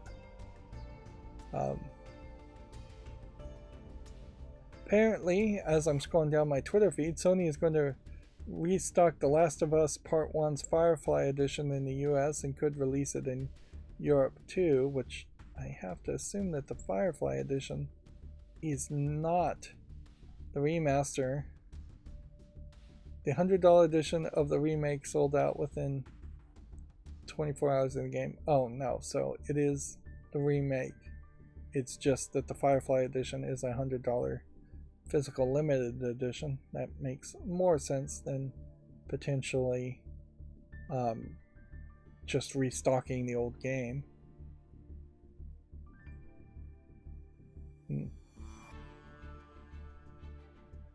MXR, who makes YouTube videos, or at least used to make YouTube videos around Skyrim mods, mostly adult, sexual in nature Skyrim mods, or Fallout 4 adult, sexual in nature mods. His main channel, MXR, has been basically abandoned, I think, for about 6 months now, and I follow him on Twitter just to see how much he's going to get raked over the coals for trying to push the limits of YouTube, and YouTube now pushing back. It took them quite a while to push back. They could have easily demonetized them a lot earlier. But their side channel, the MXR Plays, was demonetized over a month ago. He reapplied for monetization about a week ago, but there hasn't been any response. Do you think you could take a look at my application, Team YouTube? So, yeah. So both his first channel and his second channel now not making any money. And I wouldn't be surprised if MXR is totally going to just abandon YouTube. Not that there is a good place to abandon YouTube too. You could try to go on Twitch, but you're still being a male and showing actual game content instead of just hot tub footage of yourself. You still would probably get cracked down at Twitch, or he would. In all fairness, MXR was pushing the limits, and obviously the limits are getting tightened more and more around what YouTube wants and what YouTube will really monetize. Yeah, ideally, like, I have to admit it, like, I would love to pervert out on my YouTube channel if I could. I would love to just be buying all the anime waifu games and playing like Destiny Child and through an emulator and just showing that, and that would be something that probably would get me an audience that I would enjoy, but it wouldn't get me monetized. And I do have this slight hope that I'd like to be able to take all the work I've put into my channel, because I've made a lot of footage over the past 5 years plus, and I'd like to see some ad revenue come in, even if I stopped making any new content, so that I could potentially retire. I'm definitely not getting any younger or healthier. Nobody is. And so a actual hope for retirement would be nice. At a certain point, I guess, if universal basic income or some kind of social security type thing came about, then I wouldn't care about my channel being monetized. In fact, I'd almost, on a matter of morals, say let's not run ads on my channel and instead just do it as a public service, which effectively is what it is now. But unfortunately, capitalism corrupts, and there is a need to pay the bills. There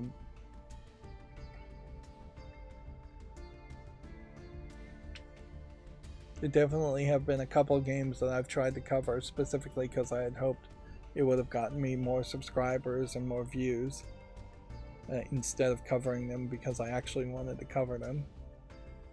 Fortunately, I don't think it's been that many games. Zero Escape, Zero Time Dilemma is coming to the Xbox One on August 30th. I don't think we talked about that, which that gives me an excuse to play Zero Time Dilemma, but I probably wouldn't get the footage out in time.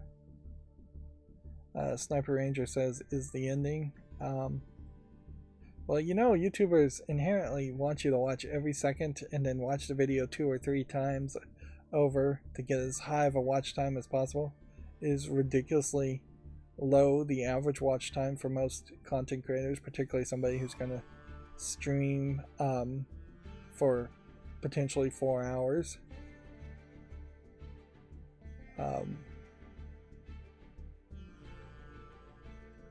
So yeah, I could lie to you, but I'll tell you the truth. Yeah, we're very much at the end when I scroll down my Twitter feed just to check for new news. I don't want to leave a bunch of news from Monday, although it tends to not be the case. I guess. Also, I could have done a YouTube, could have watched the Duel live, but I'll do that off screen. Alright, well, that's going to be it for this stream. Again, I'll say thank you to Sniper Ranger and the other person who hopped on for a brief second and challenged me to a duel. His name was Rotten Cheese. Thanks for chatting, and yeah, thanks for watching. As always, I ask people to like, share, and subscribe, comment, and watch every second of my videos, because that's the stupidity that YouTube wants. If you want to get some backup notifications, you can friend and follow me on any social media sites that there's a link down in the description for.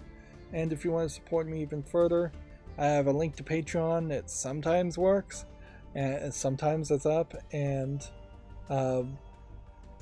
then I have a ability, I think, where you can friend me on Steam and give me a game off my wish list, or just a game you'd like to see.